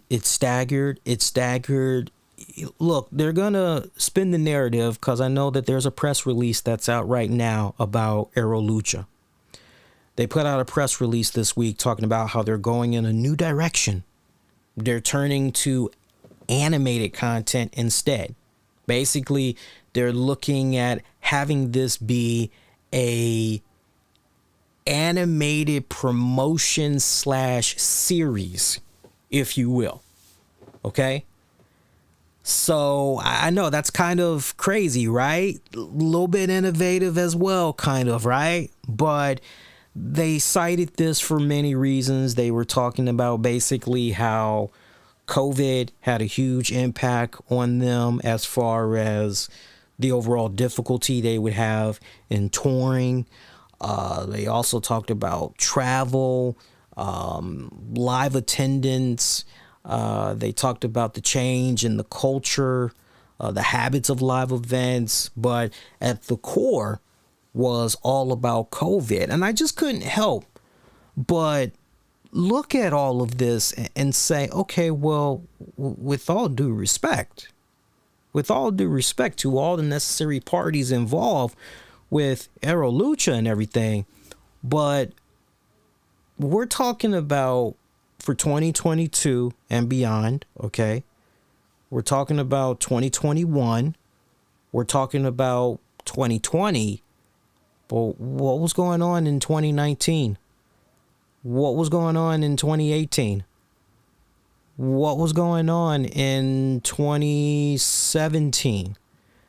What was going on in 2016? Because if I remember correctly, this promotion was announced. God, it feels like this promotion was first announced maybe 2014, 2015. It kind of feels like. I'm actually trying to see right now when this was first announced. And it's interesting because season 1 of Aew Lucha was first announced for 2018. And as far as I know, nothing had ever came from it. Conan at one point, he was named as the head writer for Aew Lucha. Let's see here. I'm looking right here. I'm trying to see when exactly Aew Lucha was announced. Yeah, I'm still looking, guys. If I can't find it, it's okay, but yeah, I kind of feel like it was first announced in maybe 2014 or 15. I'd be surprised if it was 16. But to my point, you've had all these opportunities to get it off the ground and running already, to do something long before the pandemic, long before this whole thing about cultural shift and all this other jazz. I just honestly feel like this really is not going anywhere. I feel as though that there are some individuals that have the right intent. They have good intent, but trying to convince all these investors that this is the way that it needs to go, and then talking about, the Netflix, how much money they're raking in on animated series, and just how basically, we need to put all our marbles here because this is where we need to be. I don't know exactly if that's really going to fly with the current investors that they have. I really do not know if what all they're proposing, no matter how their analytics had looked and everything, if that's going to be enough to keep their current investors, let alone attract new investors and keep generating money for this whole thing. I would not be surprised if in the very near future, the way that they're ultimately, because you're talking about a hard 180. Think about that for a second, guys. You're talking about, wait a minute, we were doing a live action wrestling promotion alternative, and now we're going to an animated series. That's a hard sell. That is a hard sell. You got to have some pretty open-minded mofos to go with you on this new endeavor. And then I just feel that, honestly, I'm, you know me, I don't like putting death wishes because I don't do that. But talking about demise, but if I were to make a bold prediction as far as 2022 goes, the only way I can see Aero Lucha getting to a point where, okay, we're going to be able to do this thing, and the goal is to ultimately get on Netflix. But for the time being, maybe we're going to have to do something on Crunchyroll, or maybe we're going to have to do something on YouTube Red, YouTube Premium, and then maybe attract the bigger fish that way. The only way they're going to be able to get there, I personally feel, they're going to have to open it up a lot more. And I feel that this is going to have to be funded by the wrestling community. I feel that's the only way that this thing really, really has a fucking shot. And look, there's nothing wrong with that. When you go back and you look at the history of Cobra Kai, the people involved in Cobra Kai, they always wanted for Cobra Kai to be on Netflix, right down to the point they originally went to Netflix to pitch Cobra Kai. But the Netflix executives had said, look, we really believe in this series. We think that it'll do phenomenally well, but we think it would be better for you guys if you went to a smaller platform to gain your audience, to get in that attraction. And then that way, once you've built up your audience, once you've built up your fan base, you've built up that following, we think that eventually you'll come right back and but you got to go out there, you got to prove, not just to us, but prove to yourselves that, you can take it to the heights that you guys are proposing. And that's exactly what they did. As you guys recall, Cobra Kai had started off as a YouTube exclusive. And then with the popularity and everything, eventually that's how ultimately finally did come full circle, get back to Netflix and everything like that. So I feel that with the Aero Lucha promotion, that's maybe ultimately what they're gonna have to do. So I mean, we'll see how that plays out. But yeah, that's where I'm going with that one. Let's see. Other than that, we've done about 2 hours and 23 minutes of a show. I tell you what, there was a couple of other little tidbits that I'll give you this, and then this will be we'll pretty much go out on these two notes. Don West, he did confirm finally. He went to his social media accounts this week to confirm that his cancer is back, and that he appreciates everybody that's contributed in the past and been sending him nothing but love and best wishes. He said that anybody that wants to donate to his GoFundMe page, they're more than willing to do so. So just type in "join the Don West tag team against Lymphomia." Type that in a Bing Google search, and you'll be able to come across his GoFundMe page that way. Okay. So as you guys recall, a couple of weeks ago, we talked about this, and Jeff Jarrett was the one that revealed that he had spoke with Don West, had got Don's blessing, and had revealed the news. But Don has since, and remember, he was diagnosed with lymphoma summer of last year, and luckily it went into remission by September. But yeah, his cancer is back, and once again he's undergoing the chemo. So look, anybody that makes a contribution to his GoFundMe, let me know.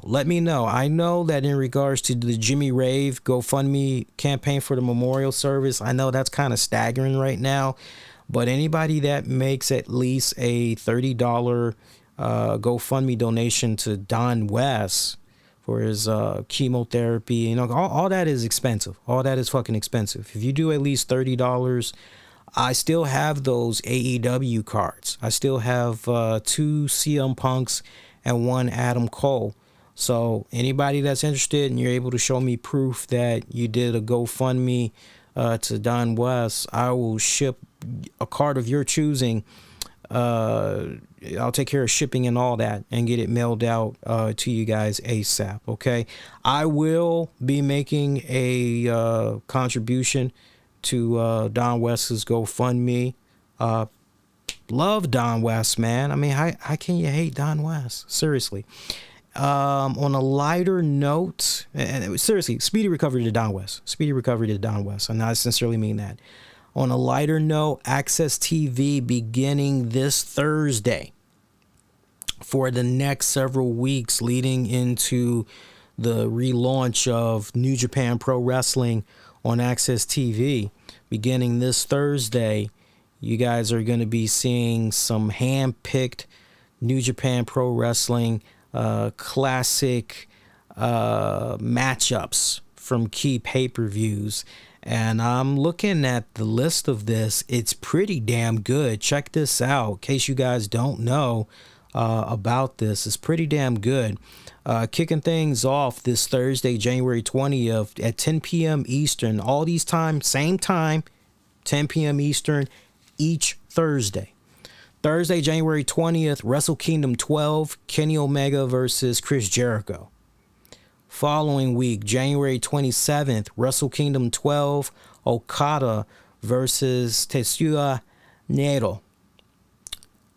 February 3rd, G1 Climax 28 Final, Hiroshi Tanahashi versus Kota Ibushi. February 10th, New Beginning in Osaka, Hiroshi Tanahashi versus Jay White. February 17th, Best of the Super Junior 26, Juice Robinson versus Jon Moxley. And then everything wraps up February 24th, G1 Climax 29 Final, Kota Ibushi versus Jay White. And then the following week, that first Thursday of November, you get your all new New Japan on Access TV. Remember, all those times, 10 p.m. Eastern on Thursday. So good shit right there. So bookmark it, check out your DVRs, all that. If you guys don't have Access TV, I don't know, maybe you guys had cut the cable, satellite. There's something called Philo TV, and the way you spell that is PHILO, Philo TV. and you can download that on any device, even your phone. You can download that, and it's like about $20 a month, and you can pretty much check it out that way. Once you added the series to your DVR, that's it. You're pretty much good to go. If we could get Access TV on YouTube TV, I would be so fucking happy. Hopefully, I'm knocking on wood. Hopefully, some announcement will come this year, because I would be able to just slash some of my miscellaneous expenses dramatically. And yeah, other than that, that is it. Okay, so next edition, I'm gonna do that NWA show. We'll get that out to you guys. If not Thursday, definitely throughout the weekend, I'll get that out to you guys. And then yeah, we're pretty much, yeah, that's it. That's going to be it until Monday, January 24th. That'll be your next edition of the RCWR show.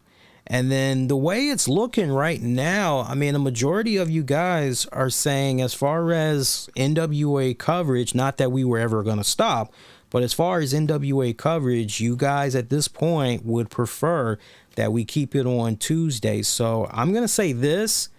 Polling will continue to remain open until Monday, the 24th. So get your votes in, and then once Monday hits, I'll say Monday, 11:59 p.m. Eastern on January 24th. That's when I'll just stop tallying the votes. And then whatever it is at that point, that's what we'll pretty much honor. But the way you guys are voting right now, even though it's still early, you guys are saying, majority of you, that is, keep it on Tuesdays. Your options, by the way, keep it on Tuesdays or Wednesday afternoons, say 2 p.m. Eastern. Wednesday evenings, say 5:30 p.m. Eastern. Sadly, I don't care for NWA coverage because I don't watch NWA. And then your last option, pre-record and schedule it for Wednesdays. So you got some options right there, but the top dog right now is keep it on Tuesdays. So that'll do it. Get at me on Twitter, Facebook, and Instagram. Use the keywords, the RCWR show. One more time, you enjoyed yourself. Please, on your way out, if you haven't done so already, make sure you hit that like button. You do that, you really help, really put more exposure on this episode and the content, especially via YouTube. It really helps out as far as content recommendations to a more broader audience. So do that, and thanks, and hit that subscribe button. Lets me know you enjoy what I do, as I keep on giving you guys that good content. Get at me on Twitter, Facebook, and Instagram. Use the keywords, the RCWR show. And until next go round, I'm wishing all of y'all to be safe, and most importantly, be kind to one another. I will see you guys next go round. Peace, y'all. Take care.